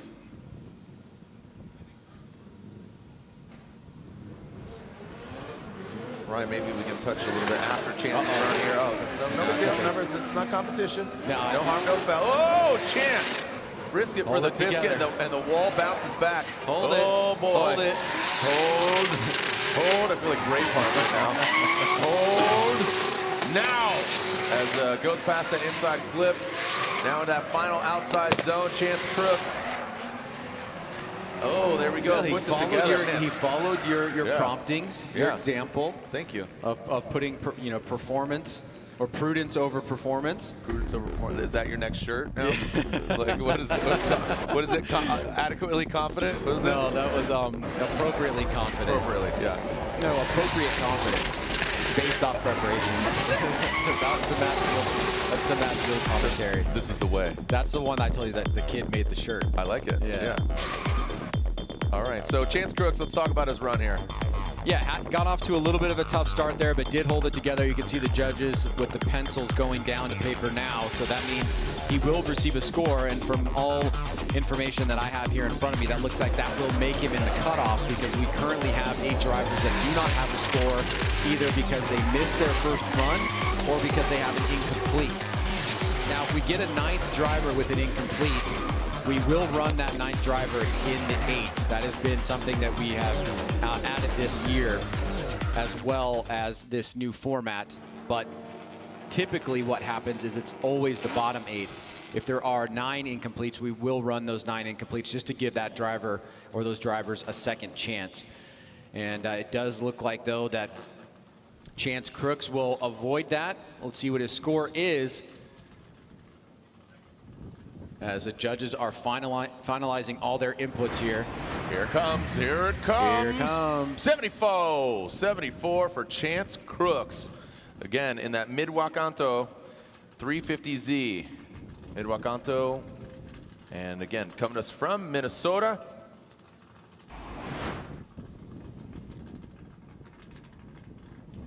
All right, so 73. Hey, you know what? 74, thank you, 74. So 74 for Chance Crooks. 3 more drivers left for their first go-round. Ricky Hoffman, Pretty Ricky. Here we go, Ricky Hoffman coming out of the chute. That first initiation point, nice job. The wire care S chassis now in that second outside zone. Bring it all the way out, come on. Seems like no problem for him. Yeah, this is set it and forget it. Nice job by Ricky Hoffman. Past the inside clip into that final outside zone. Oh, yeah. Announcer's curse, Ryan. He almost dropped it on him. Almost dropped it on him, stubbed his toe, hurt him. I know, had two announcers curses last round. Right? Oh, yeah. It's amazing the power that you hold. Yeah. I mean, let's see. Here, take another look at Pretty Ricky's run. Well, Hoffman assures himself into the run competitors. Let's see what his score is. He had this one little flub here, leaving outside zone 2, right around the setup, as he got to angle. Here he is going out of outside zone 2. You can see right here as he gets to this inside clip, wrapping back around through that circle. Right here, he just angles up, makes a slight little adjustment there. That's the only major kind of noticeable mistake, but not a big one at that. So he will be getting a score. He'll be moving into the first group. And good job by him, 1 and done. It looks like here on paper for Ricky Hoffman. And Ricky Hoffman waiting for his score as the fans look on. Hey, what's up? How y'all doing? Looks like team members family. 82. See, like Pretty Ricky's so pretty they couldn't put a picture of him up. He'll just outshine everybody. That's why he doesn't have a picture there. They're like, you can't even look at him. It's like a mix between Fergie and Jesus, right? All right, Ricky Hoffman with the 82. Lucas Torno. Is this a sponsor or is this his team name? But I'm on his official car name. It says Deprived Drifter.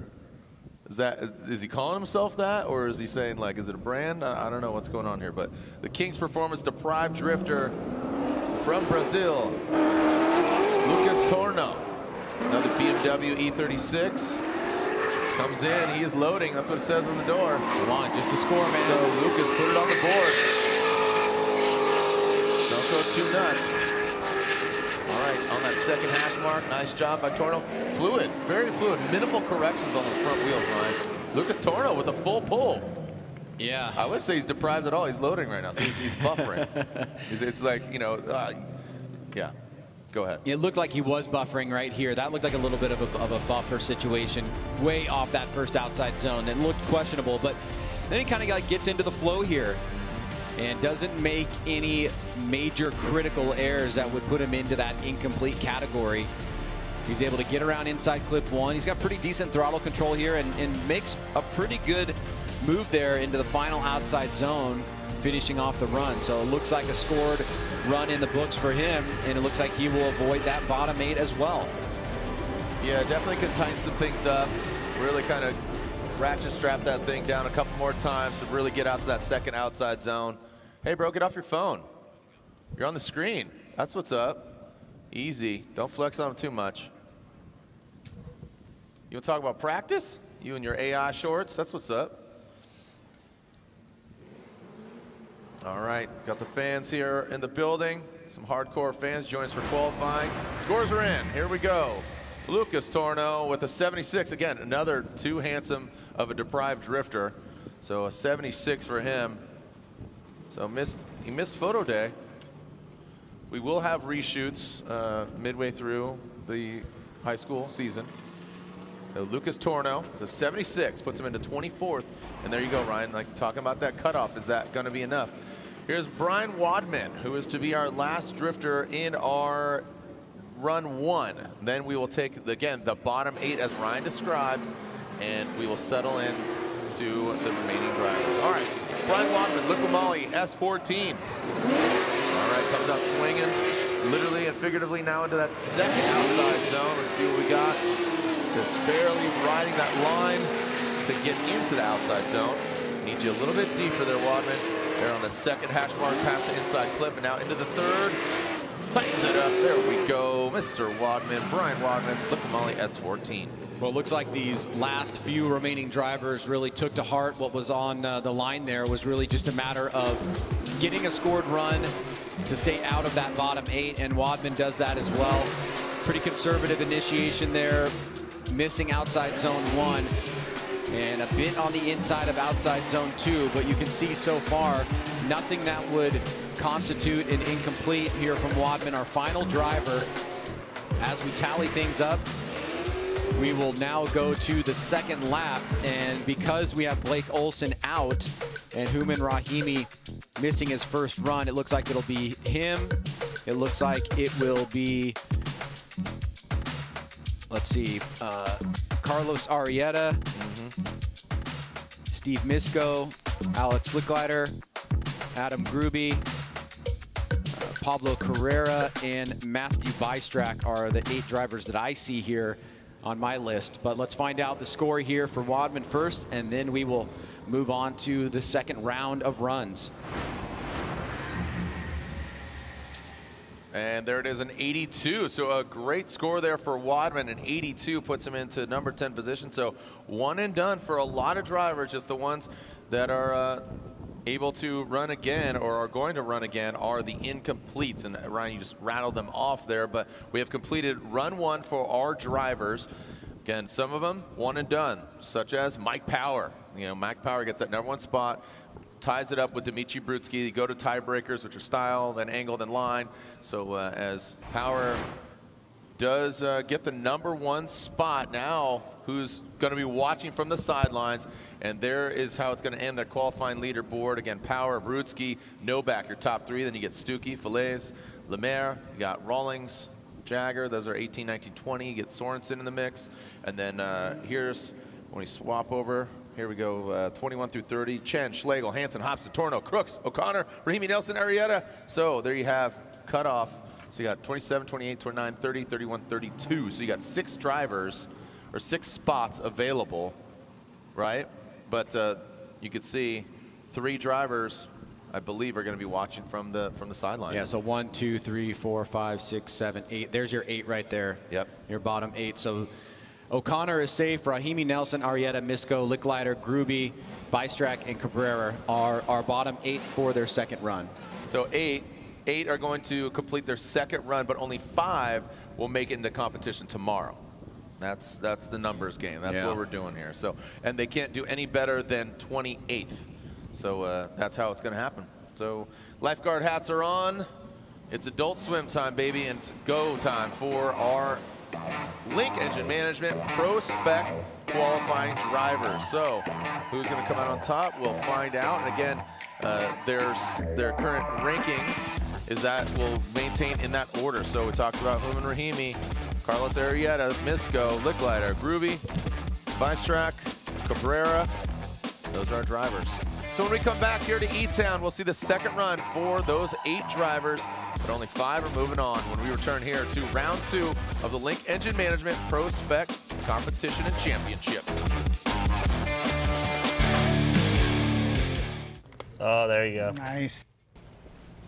Nice. Glad to see you guys are taking advantage of AutoZone's Type S and Monster promo. You can win some amazing prizes. I like to win. Me too. You're up. Oh, that's all right. I got you last year, bro. Oh. Looks like you 2 need to battle right now.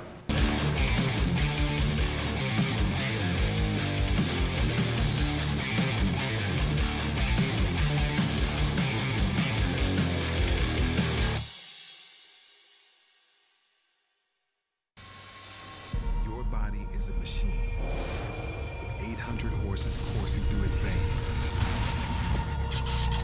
Ignite it.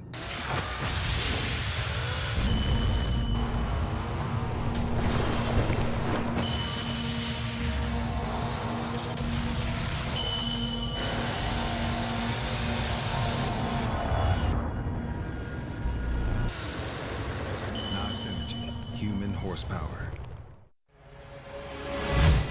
I'm Dylan Hughes, Formula Drift Pro driver, and today we're going to talk about Royal Purple HPS and what actually goes into it.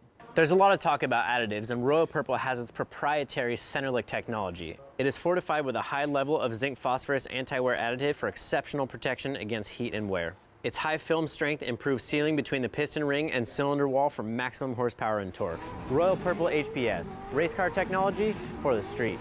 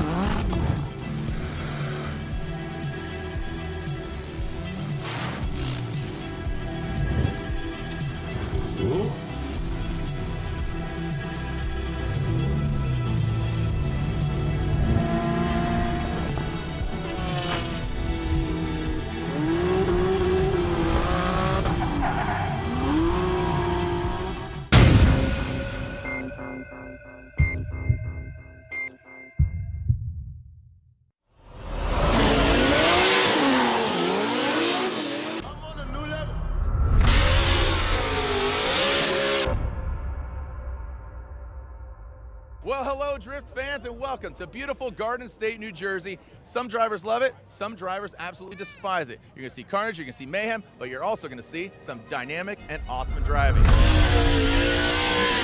just nicking that course marker, Jeff Jones, swinging for the fences. I'm on a new level. There, riding the line is, woo! Oh, Jackson, look at this! There are really no weak battles anymore, even in the top 32.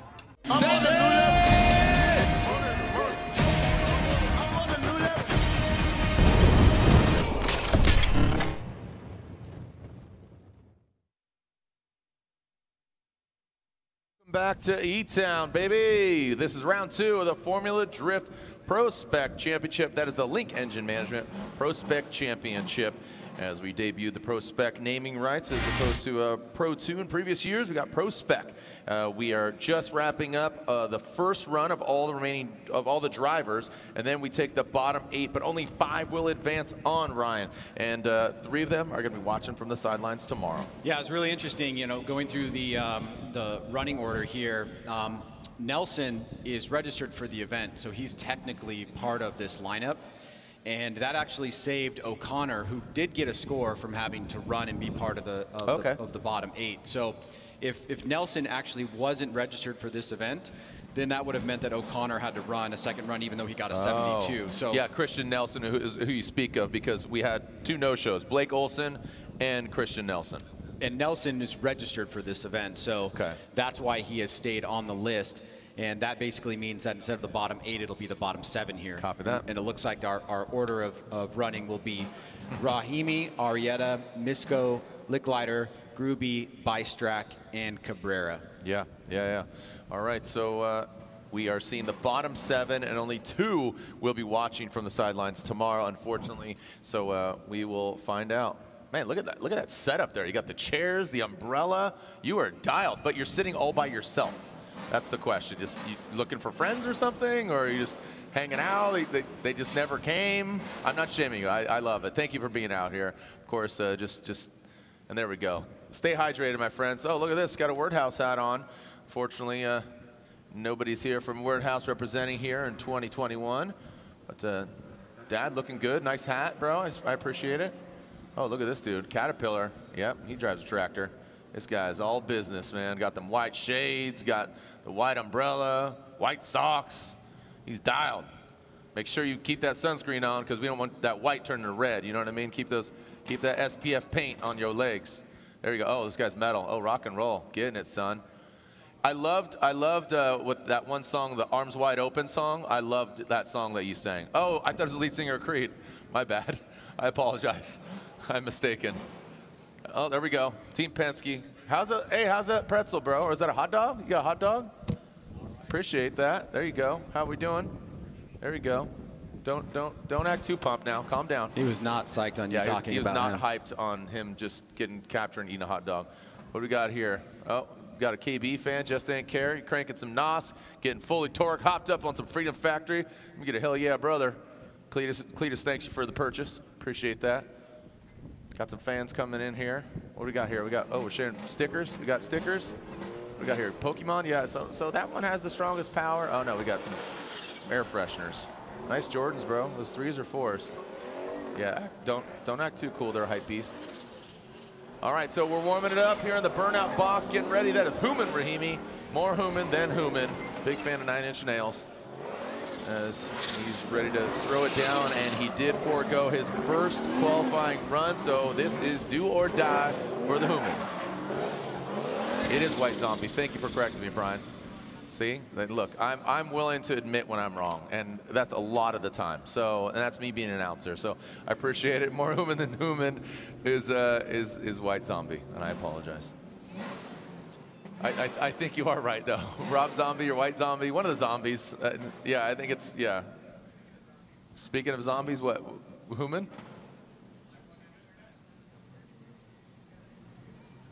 Oh. All right, right on. Here we go as Rahimi. Do or die, but no Daijiro Yoshihara was hurt in the making of this qualifying run here. Did we find out what exactly why Human wasn't able to run on his first run? overheating. All right, so he has some heating issues. See if he can keep it cool, keep between the lines, and put a run down.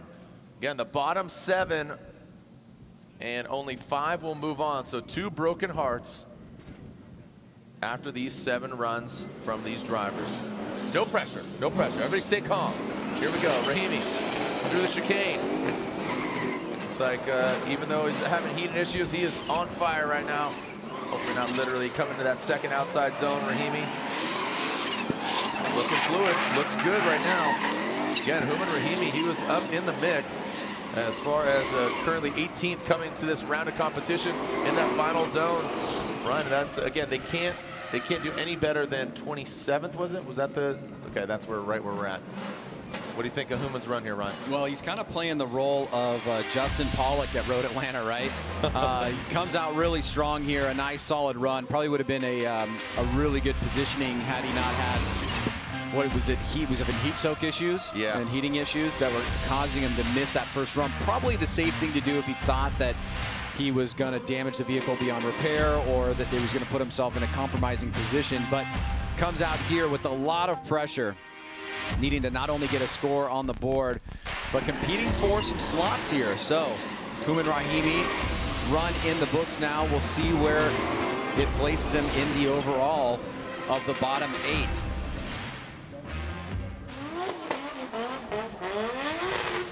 How we doing out there, man?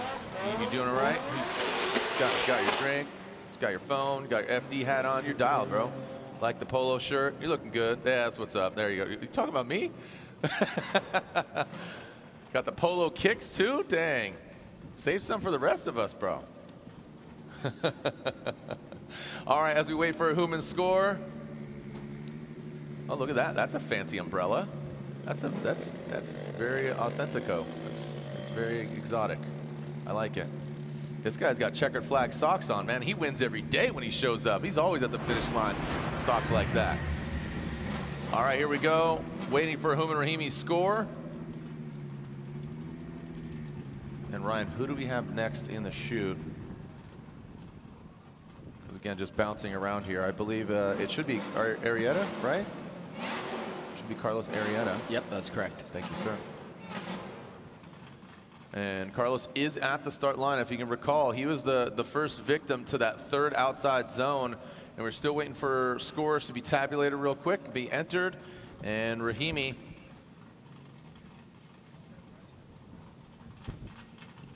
and Carlos, what's going through his mind right now? Arrieta.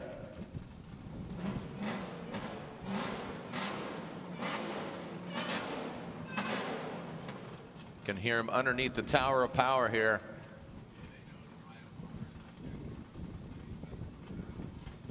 And there are judges, Chris Yule, Ryan Lontaine, Brian Eggert. Thank you, gentlemen. They are there in that Tower of Power, that classic E-Town.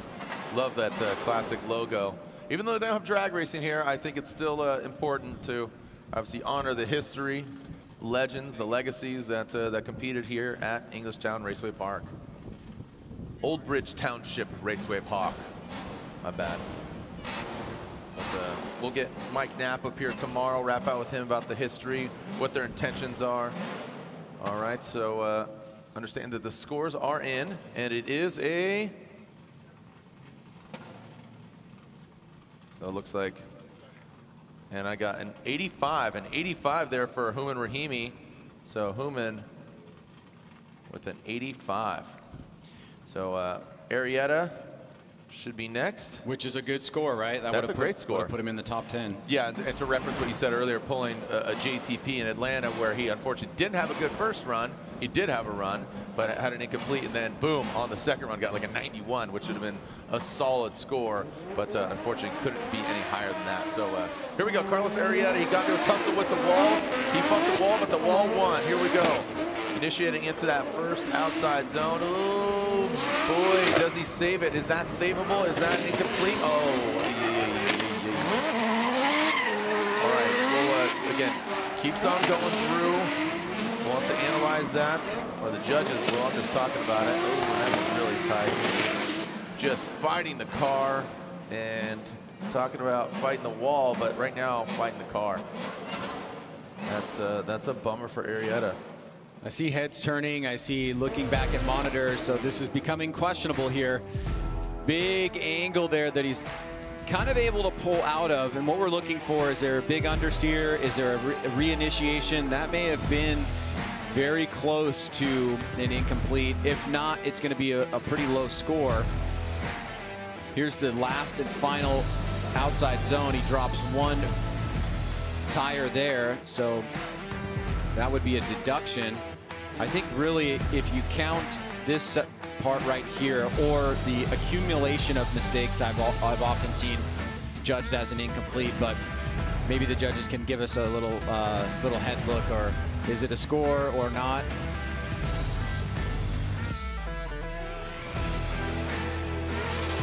All right, that is a confirmation, Jared. An incomplete there. Oh. And judges, if I'm correct, was it because of the reinitiation and the cumulative mistakes? Is that what we're unchaseable lead? Okay. Unchaseable. So right now, there is one that is going to be watching from the sidelines. So here it is again, just after getting the judge's verdict. So just an accumulation of mistakes, unchaseable. So bummer for Carlos.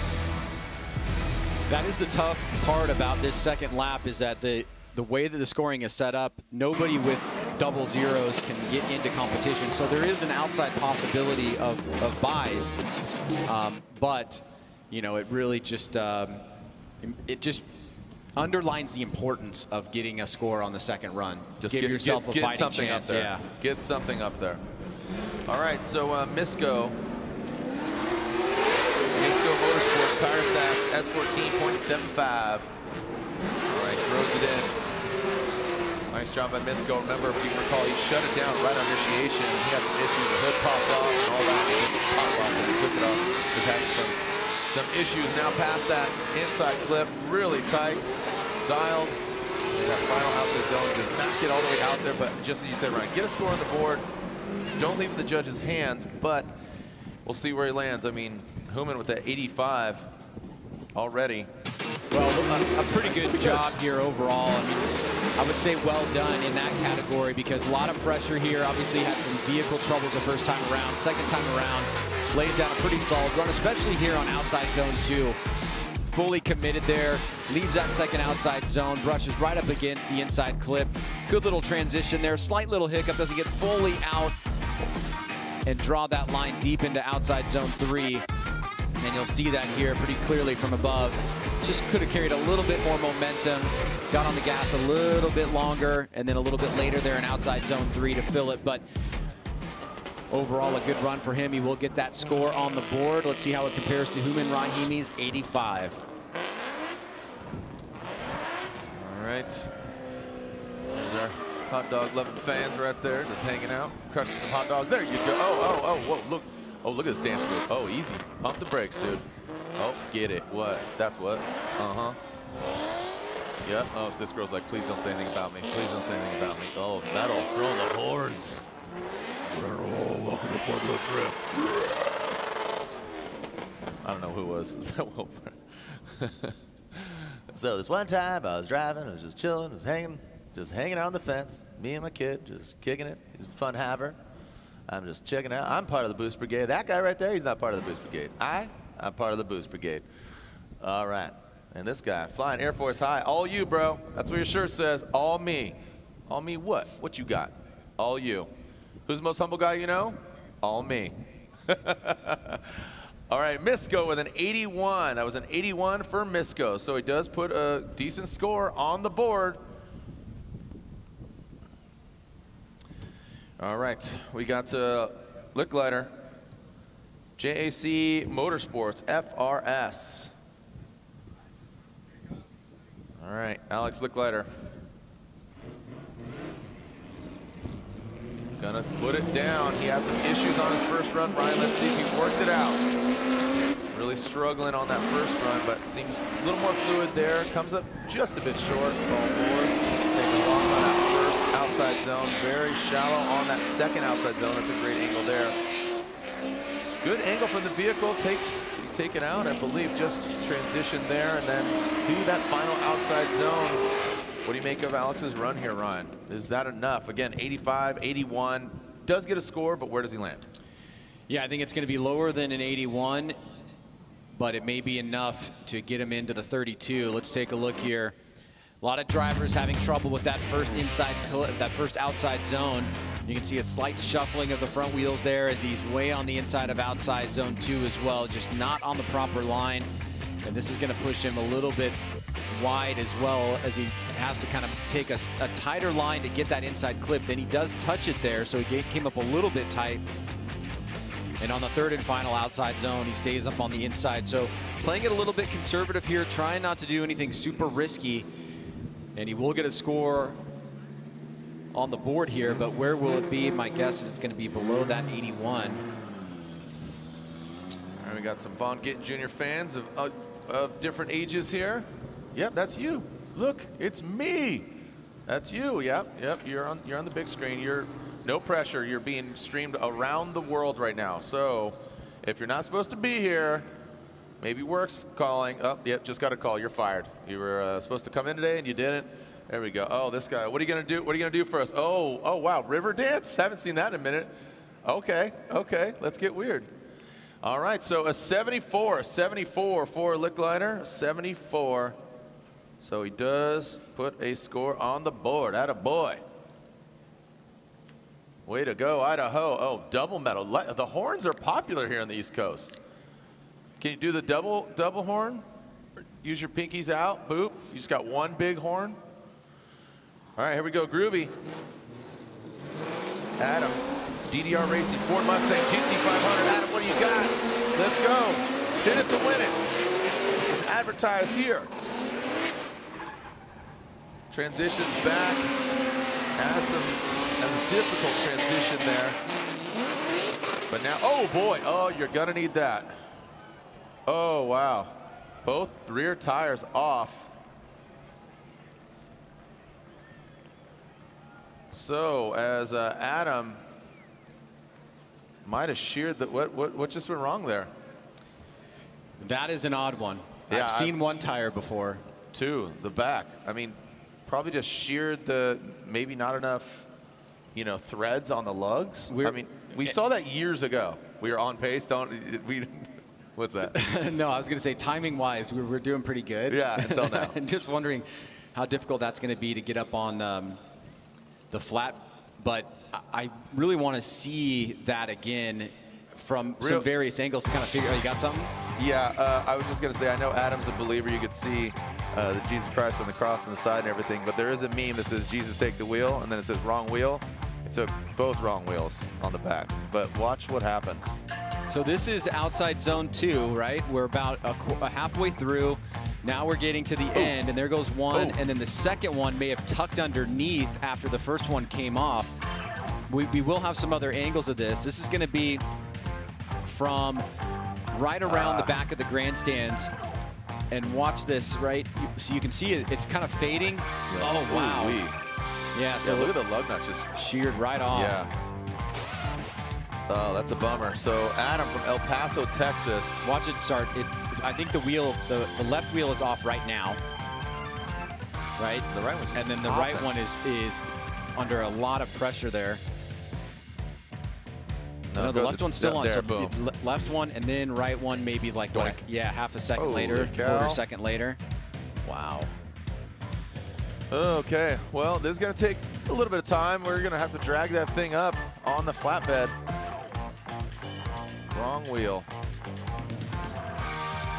So interested to see what happened from Adam's perspective. Remember that video, that FDRX7 back in the day? It was a road race one, and all 4 tires went off. And that was a case of just not enough thread for the lug nuts to grab onto, and it just shears right off. So there's Adam. Sorry, buddy. Glad you're okay, man. Glad you're okay, Adam. All right. Hey, if you haven't already, download Torque Drift, because make way for Dylan Hughes and his Royal Purple BMW E46, out now on Torque Drift, a free-to-play drift game available now on mobile and PC. All right, when we come back, we'll continue on with our not so great 7. So 2 drivers will not be making it into top competition tomorrow. And which 2 are going to be watching? Well, right now, Adam's one of them. Oh, and guess what? Carlos Arrieta. So if the remaining drivers get a score on the board, they will be in competition. When we come back, we'll continue with round 2 of the Link Engine Management ProSpec Championship.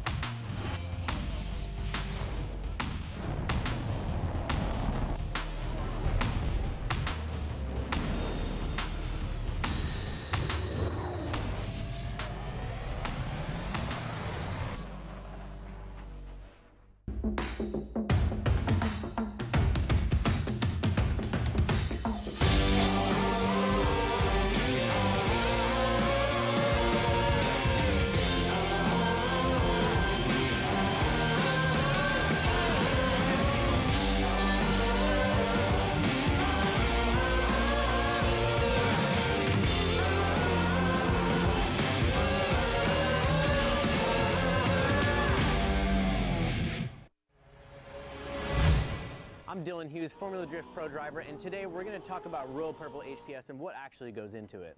There's a lot of talk about additives, and Royal Purple has its proprietary Centerlick technology. It is fortified with a high level of zinc phosphorus anti-wear additive for exceptional protection against heat and wear. Its high film strength improves sealing between the piston ring and cylinder wall for maximum horsepower and torque. Royal Purple HPS, race car technology for the street.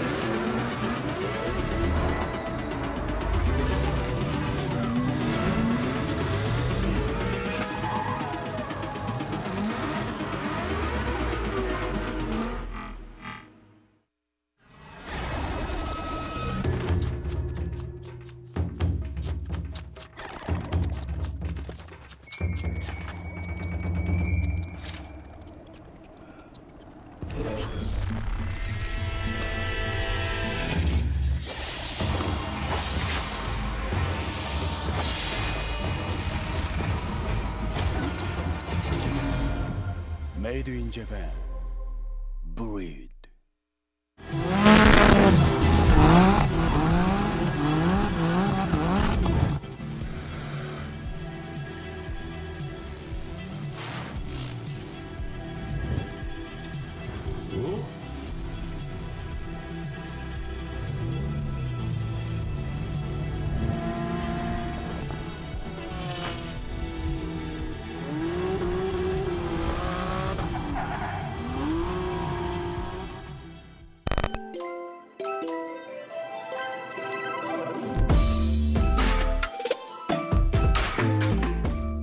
Papadakis, team owner of the Rockstar Energy Drink GR Supra Drift Team that Frederick Osbo drives. And today we're talking about angle of the car and basically how we get these cars to drift at really high angles. So in order to drift at really high angles, first thing you need is a lot of steering angle, because really generally you can only drift with as much angle as you can get with the steering. Stock is about 30, 35 degrees of steering angle. We're over 60, close to 70 degrees of steering angle.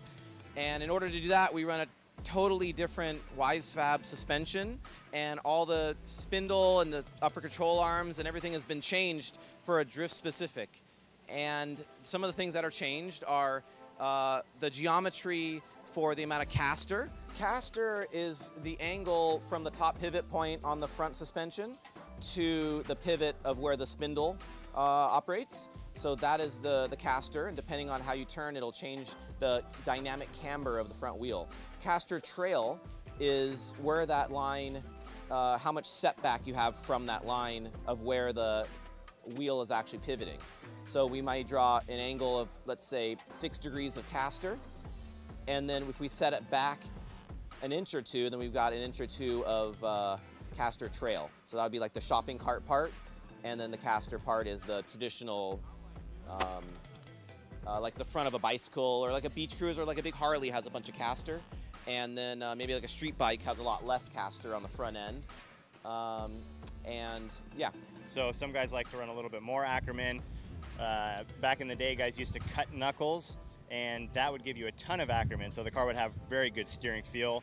It would have really good self-steer, but it wouldn't be that fast. So this is kind of the middle. We have to steer the car a little more. It's not so much of just letting go of the steering wheel on transitions so much anymore, but kind of walking the wheel through it as we transition.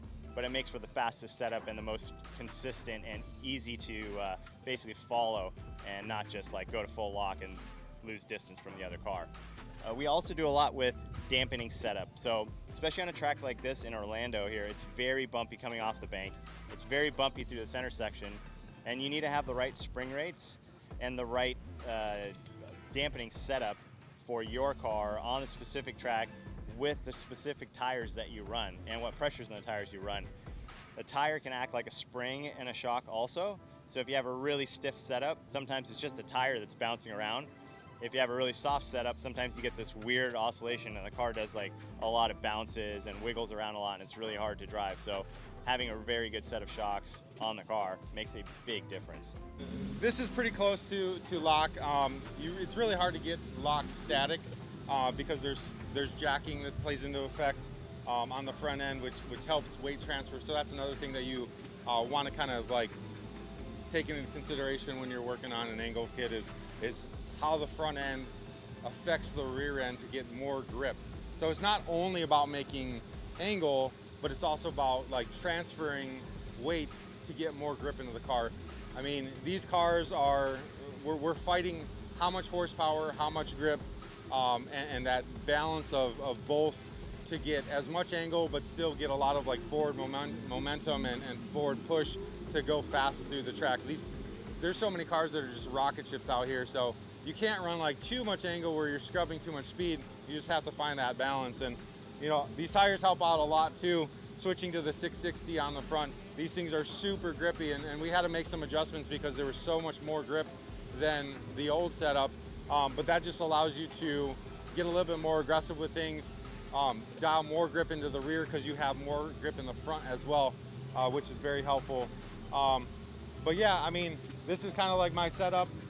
It's a little bit adjustable, not as adjustable as other kits out there, but two, I think if you put too much into the end user's hand, they can make mistakes in the setup or not really know how to tune it properly. So I kind of just set it and forget it. I kind of send my kits out with what I think works well, and there's some adjustability in it, you know, caster, and you can obviously adjust toe and camber. But my Ackerman is pretty much set where I like to drive, and it seems to work out pretty well for a lot of people. Every single link and arm, top mount even for the front shocks, is all aftermarket, and it's custom suited for massive angle and to correct the suspension geometry, because we lower these cars quite a bit for low center of gravity. So that being done, everything has to be recalculated so the roll center is just perfect. And then obviously somehow we have to squeeze out about 65 degrees of steering angle out of these cars. You gotta be very mindful when you do that. If you squeeze out that much angle and things aren't done right, say your steering rack isn't in the right position, your Ackerman's gonna be through the roof, it's gonna be super negative or way too positive. And if you get greedy with angle without addressing some of the fundamental geometry little tricks, you're gonna have binding issues. The car's just gonna be undrivable at that angle. I'm really happy with it.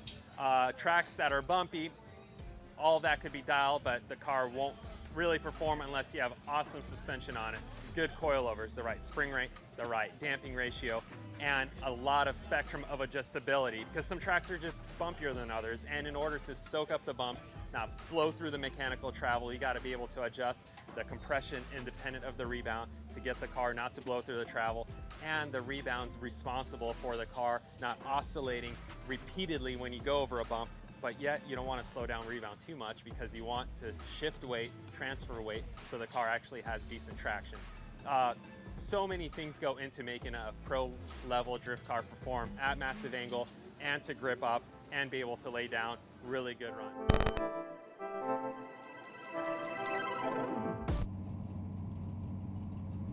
All right, what's up guys? This is Ken Gushi. This is a track walkthrough for Formula Drift Round 3, the Gauntlet. This is a front straightaway looking towards Outer Zone 1. I'm gonna initiate by the first cone, ride the outside line for Outer Zone 1, transition, pointing straight towards Outer Zone 2.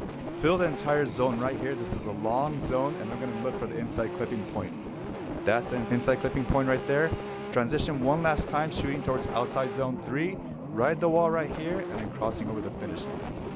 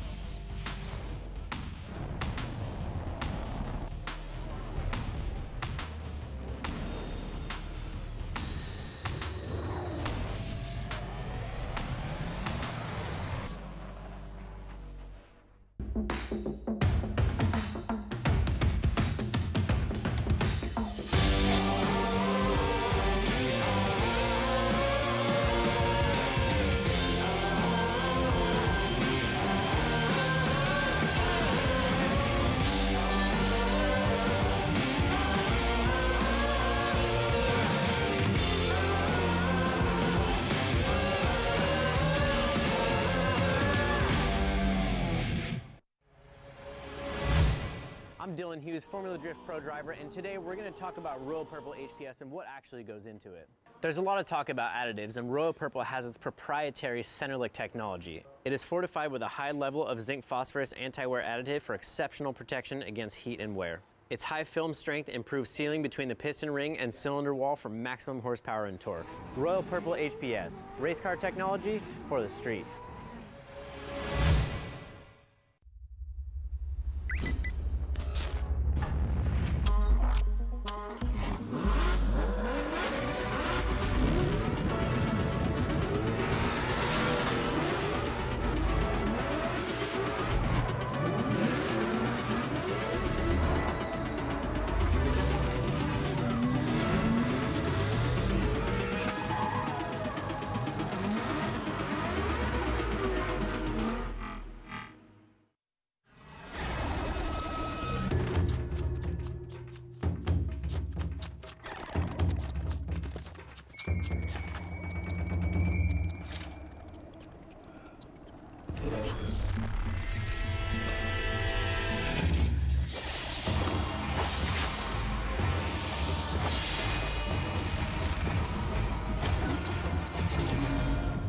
Made in Japan.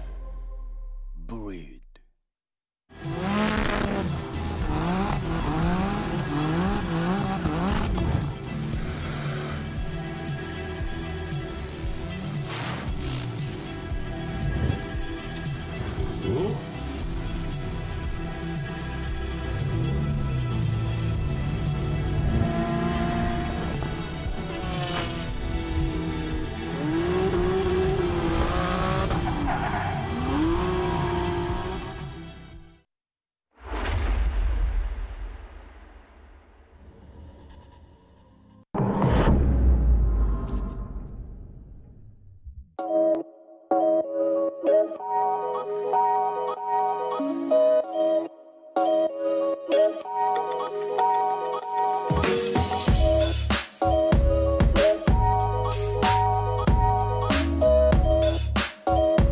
Adam LZ in Texas threw together some amazing runs. In some of those battles with some veteran drivers, he was inches away from having the win. Just came down to some slight errors that just comes from maybe inexperience or nerves. But the beginning of the season to here at Irwindale, it's been a massive change in his driving skill, his confidence, and his abilities to throw the car into very dangerous circumstances like outside zone 2. I watched him in practice earlier. He looked amazing. So he's got an opportunity here to do really well this weekend. Going into Pro 1 this year, I definitely knew it was going to be a little bit over my head, but it was like the best opportunity imaginable with the COVID schedule and having back-to-back rounds each weekend. It was kind of a no-brainer to get a chance, then get a chance to do better and get double the seat time that I would in a normal season at some of these tracks. So definitely a little bit of getting used to how everything runs, and the driving's just unreal, the level of driving in Pro 1. So really just kind of finding my own little path and trying to run with the big dogs, but I feel like I'm starting to get the hang of it.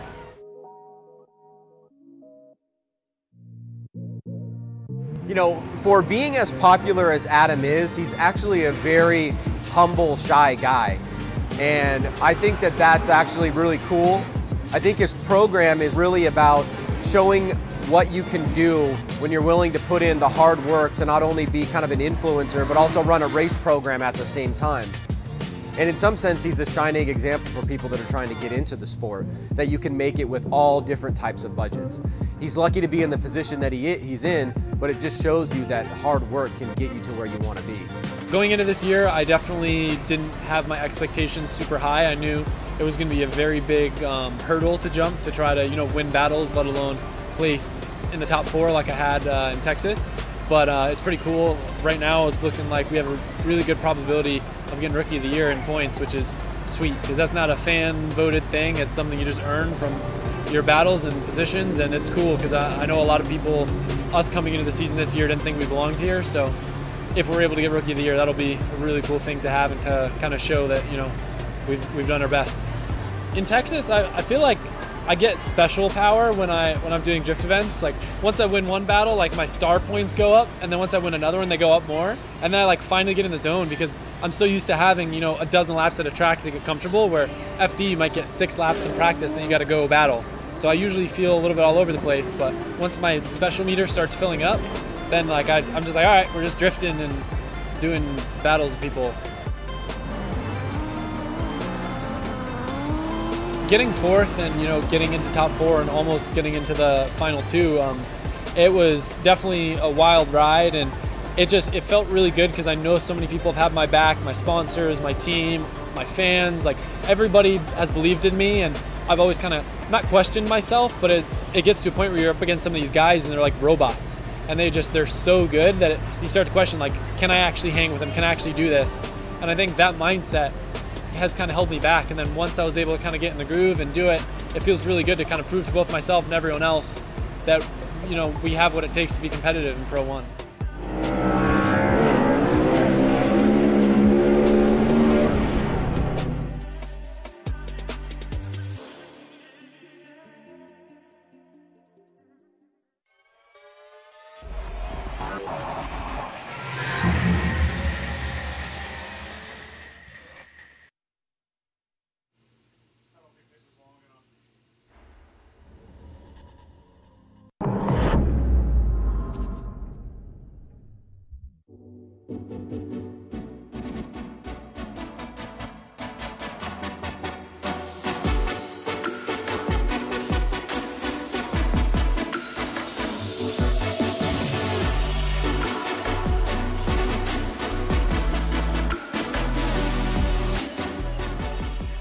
Yeah, so I mean, obviously the biggest moment of this event is Vaughn Gittin Jr. capturing his 2nd championship. And coming into Irwindale, it really was kind of wide open, right? We had 5 guys that could win the championship.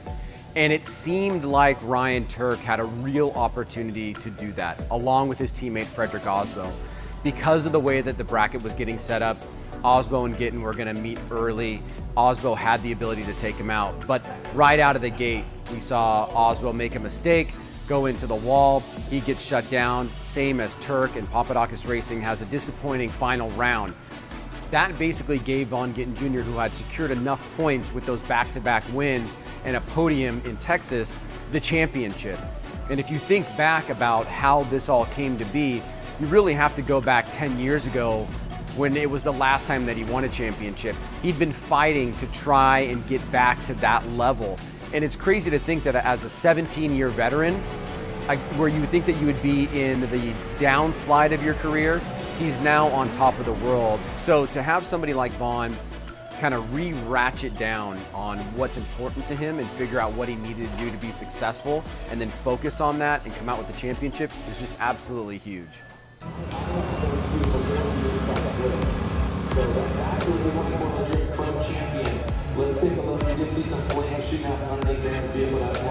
Didn't brake soon enough. I mean, Aaron was in a decel zone when he hit him. I'd really hate for Turk to go out like that. But wouldn't that mean that you win a championship? It certainly would. It certainly would mean that. We got it! Championship! Woo! Oh, man. We ain't done yet, boys. We ain't done yet. Woo! Good job, guys. Your champion of the 2020 Pro Formula Drift Championship is Von Gittin Jr.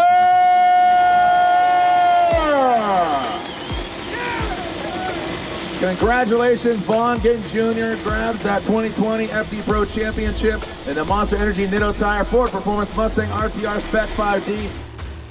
Yeah, I mean, look, holding this gigantic, heavy trophy is a really huge testament to our team and our Ford Mustang RTRs.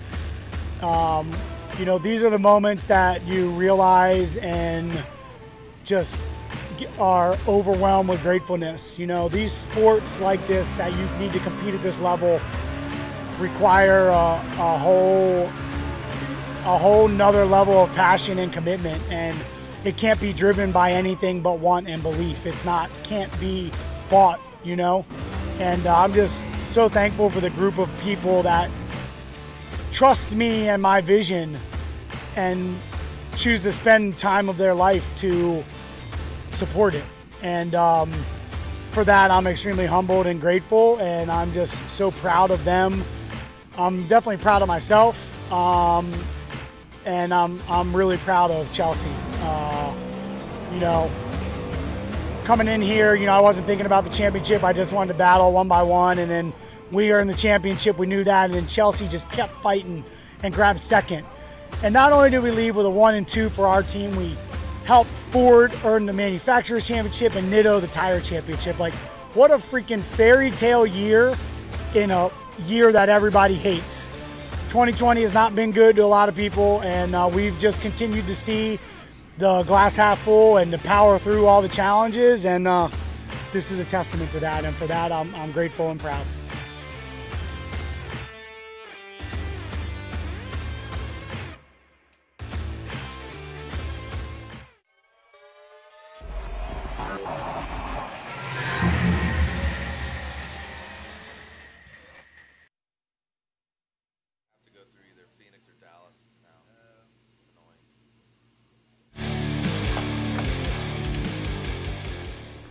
You're out. You're out. Oh, there you go. Nice. Tailgate LED. Oh, yeah. Need that. Nice. Glad to see you guys are taking advantage of AutoZone's Type S and Monster promo. You can win some amazing prizes. I like to win. Me too. You're up. Oh, that's all right. I got you last year, bro. Oh. Looks like you two need to battle right now.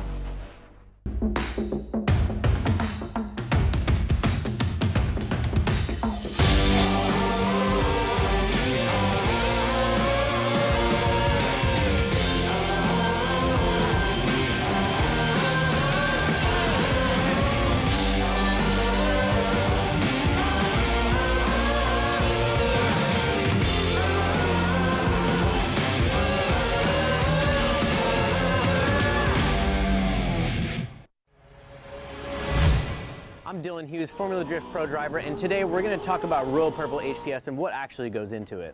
There's a lot of talk about additives, and Royal Purple has its proprietary Centerlick technology. It is fortified with a high level of zinc phosphorus anti-wear additive for exceptional protection against heat and wear. Its high film strength improves sealing between the piston ring and cylinder wall for maximum horsepower and torque.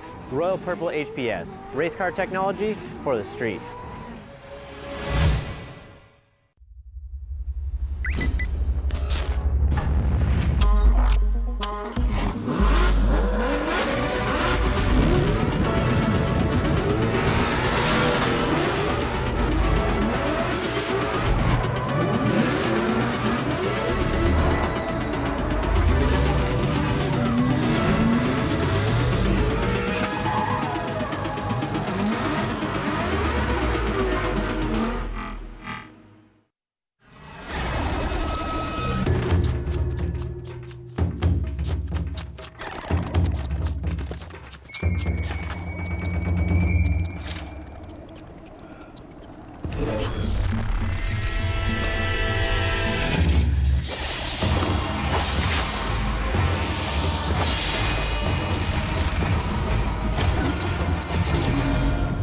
Made in Japan.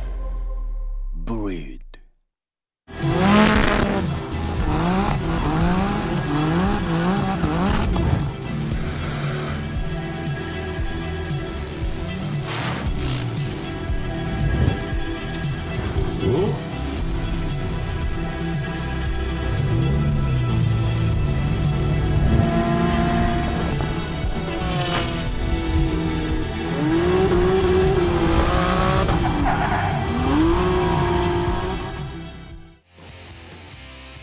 Formula Drift is brought to you by Toyota. Let's go places. Royal Purple, the official engine oil of Formula Drift, the synthetic expert. NOS, the official energy drink of Formula Drift. NOS High Performance Energy. How hard will you drive?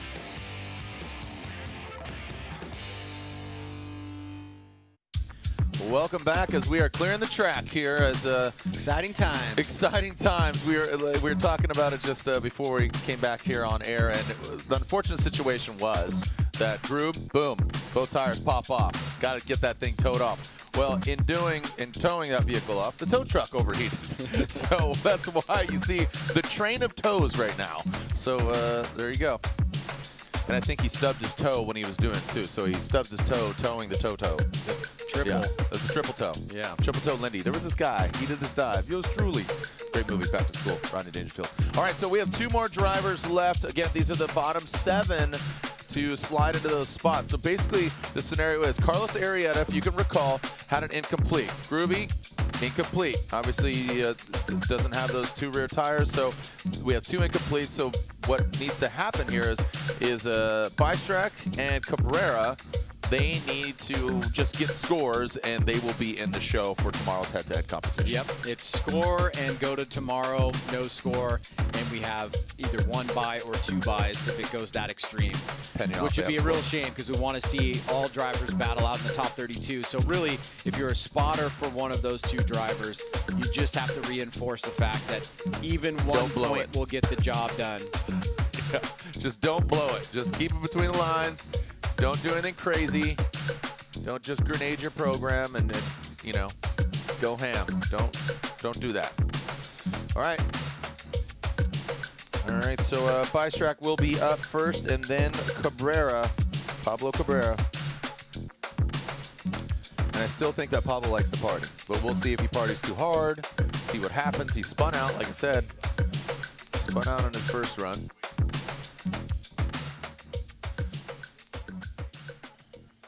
You like the new shirts here, Ryan? These the Marwin Sports. Yeah, they're really cool. I like the feel of it and the breathability. So after a couple of years of the same ones, it's nice to step it up. Change it up. Yeah, thank you to Marwin Sports, our clothing provider.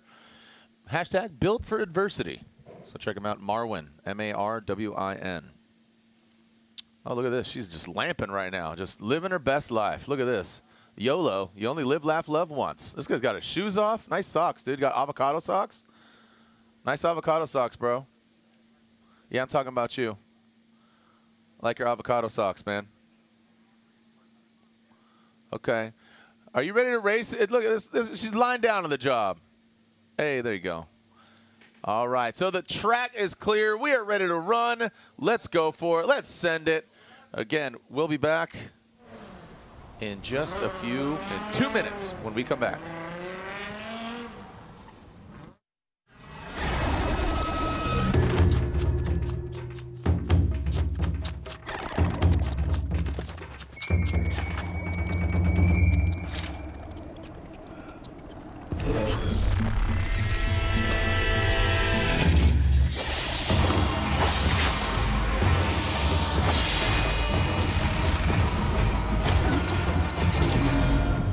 Made in Japan. Breed.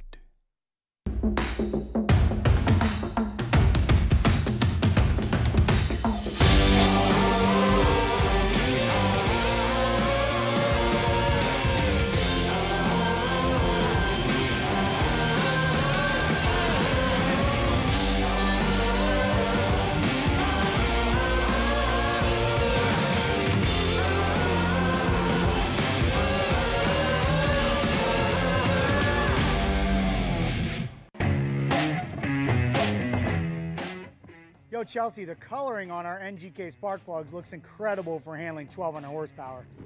Yeah, I know. I've been telling you for years. I've been running NGK plugs, and they're awesome. Did you know that NTK is part of the NGK family, and they make all sorts of sensors like O2 sensors, temperature, pressure, position, and ignition coils? I did not know that, but maybe we can talk them into making proximity sensors to help you with your bumper budget. Now available at Advanced Auto Parts and CarQuest Auto Parts stores. The Pedal Commander is the world's most advanced throttle response controller. It's a plug-and-play unit that unleashes the power of your vehicle. Has 36 total settings, is easy to install, and makes the driving experience so much more fun. Picks up RPMs way better, kind of like a race car, it responds. Order now and use code FD2021 for $30 off your purchase. Link ECU produces standalone engine management technology with a range of products that allow you to unleash the power of your engine. Acting as your car's brain, Link ECUs control electronic fuel injection and ignition. A magnitude of sensor inputs and outputs ensure your engine exceeds your expectations. Built-in safety features guarantee engine protection, and data logs keep you informed on its performance. Smoke your tires, not your engine, with a world-leading Link ECU.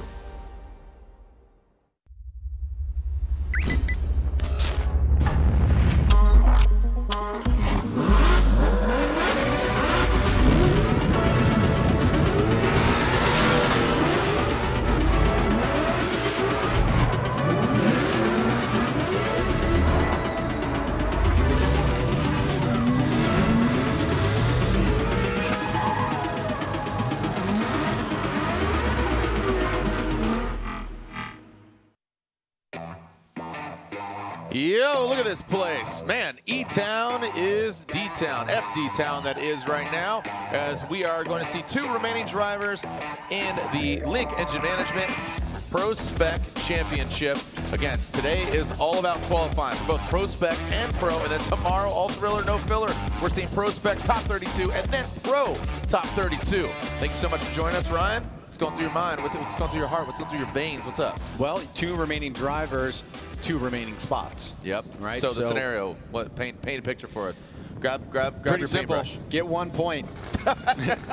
And you're in the show. Get 1 point and you're in the show. I mean, obviously we'll never see a 1-point run, but as Matthew Bystrack takes a course, his focus has got to be on staying away from an incomplete. Bystrack attack, he goes to initiate, and Ryan, that was not the sign of a good time right there, as we kind of see even the judges a little frustrated at that. Just like, oh boy, that's going to be a golden goose. Oh man, Veruca Salt gets the golden goose egg there. So who's number 1? Power, right? Or at least unofficially, Mike Power is our number 1 qualifier. So Mike Power may have just bought his way into the top 16, because 1 buy would guarantee that the number 1 qualifier would automatically go into the top 16. Let's confirm that with the judges. Are you guys going with goose egg? Yes, they are. It is going to be an incomplete. So now we are down to 31 possible positions. Back to the Mike Power thing. So unofficially, that's why I say number one. But you know, we'll have to talk about again the tiebreakers. You know, obviously both got 91, but what's it come down to? Style, angle, line. That will be defaulted to Kevin Wells. Well, no, I mean we know what the tiebreakers are. I think it's just how many levels did it go to break the tie. So there is a tie in style, it looks like, and so then the next tiebreaker would be the one that moves power forward. So right now, yes, you're right, he is unofficially our #1 qualifier. Don't see that changing, and he would get a bye into the top 16 based on what just happened here with Bystrack. And so we'll move on to our last and final driver after this really odd kind of concurrence of events here to finish things up. And then we will go to our halftime break and come back later under the lights for pro qualifying. Yep.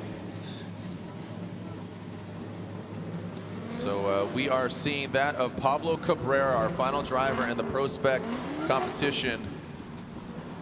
And yeah, we are on track, man. And that's just about a 20-minute delay. And there is Cabrera. We'll start our PROSPEC, our pro warm-up at 6:15. We've got our autograph session starting at 5 o'clock with both series here. So if you're a fan on site, keep an eye out for that. And then we'll be back at 7:15 for pro qualifying. Our last and final driver here, Jared, is Pablo Cabrera. A lot of pressure on him. Our #2 qualifier, or that was tied for #1, was Dmitry Brutsky. And this would put Brutsky now in a position to potentially get a bye, so he'll be paying close attention here. All right, looks like Matt Sopa on Europa, keeping it clean down on the Lean Mean Machine on the line.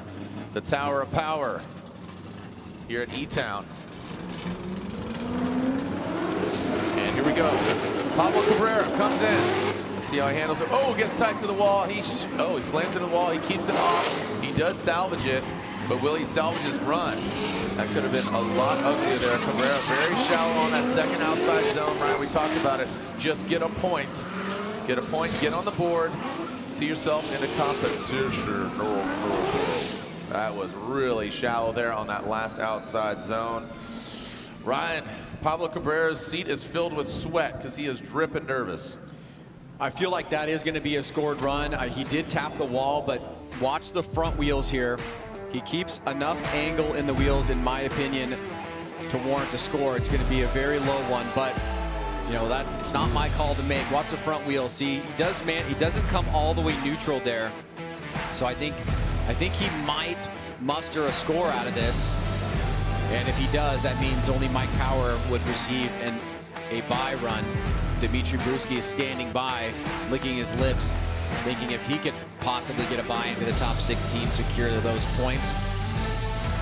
But as we see our final driver across the finish line, I do see some pencils moving down there, and that does mean that we just need one judge to give a score. Right. So Pablo Cabrera, like I said, I truly still think he likes the party, and that's why he slammed into the wall. Just went a little too ham. Pablo Cabrera waits nervously, eagerly. Look at the initiation here with this Caterpillar, about to throw it in. All right, so Cabrera does get a score of 67. Not the prettiest, but a score nonetheless. So we will have one bye run in top 32. So our #1 qualifier again, initially we talked about Mike Power. We're gonna obviously unofficially Power, Brutsky. We'll find out what, again, the tiebreakers are, or we know them, but we'll just, again, always like to say unofficially until all the runs are done. Thanks for joining us out here. I'm Jared Deenda, Ryan Sage, my co-host. Remember, tomorrow we'll get Lorette Nickel out here. She's going to be wrapping out down in the pits. But like Ryan said, local time, 5 o'clock here. We have our halftime break till 6:15. And if you're in the building, we have our autograph signing going down now for an hour. So go check it out in the pits. And then we come back, our live stream at 7:15. So that's in 2 hours and 15 minutes. We have our whole Formula Drift team. Thank you so much for joining us. Round 2 of the Link Engine Management ProSpec Championship. And guess what? This is round 3 of the Formula Drift Pro Championship. This is the AutoZone Gauntlet presented by Type S. Type S, the official lighting of Formula Drift. We'll see you here in just a few hours.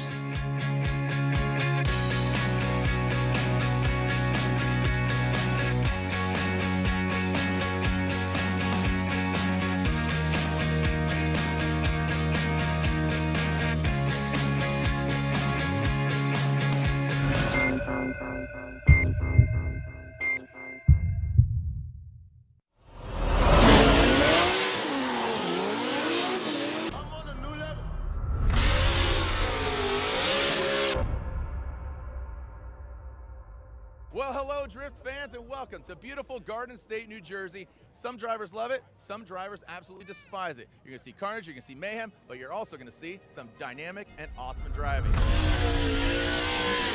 just nicking that course marker. Jeff Jones swinging for the fences. I'm on a new level. There, riding the line is, woo! Oh, Jackson, look at this! There are really no weak battles anymore, even in the top 32. I'm on a new level.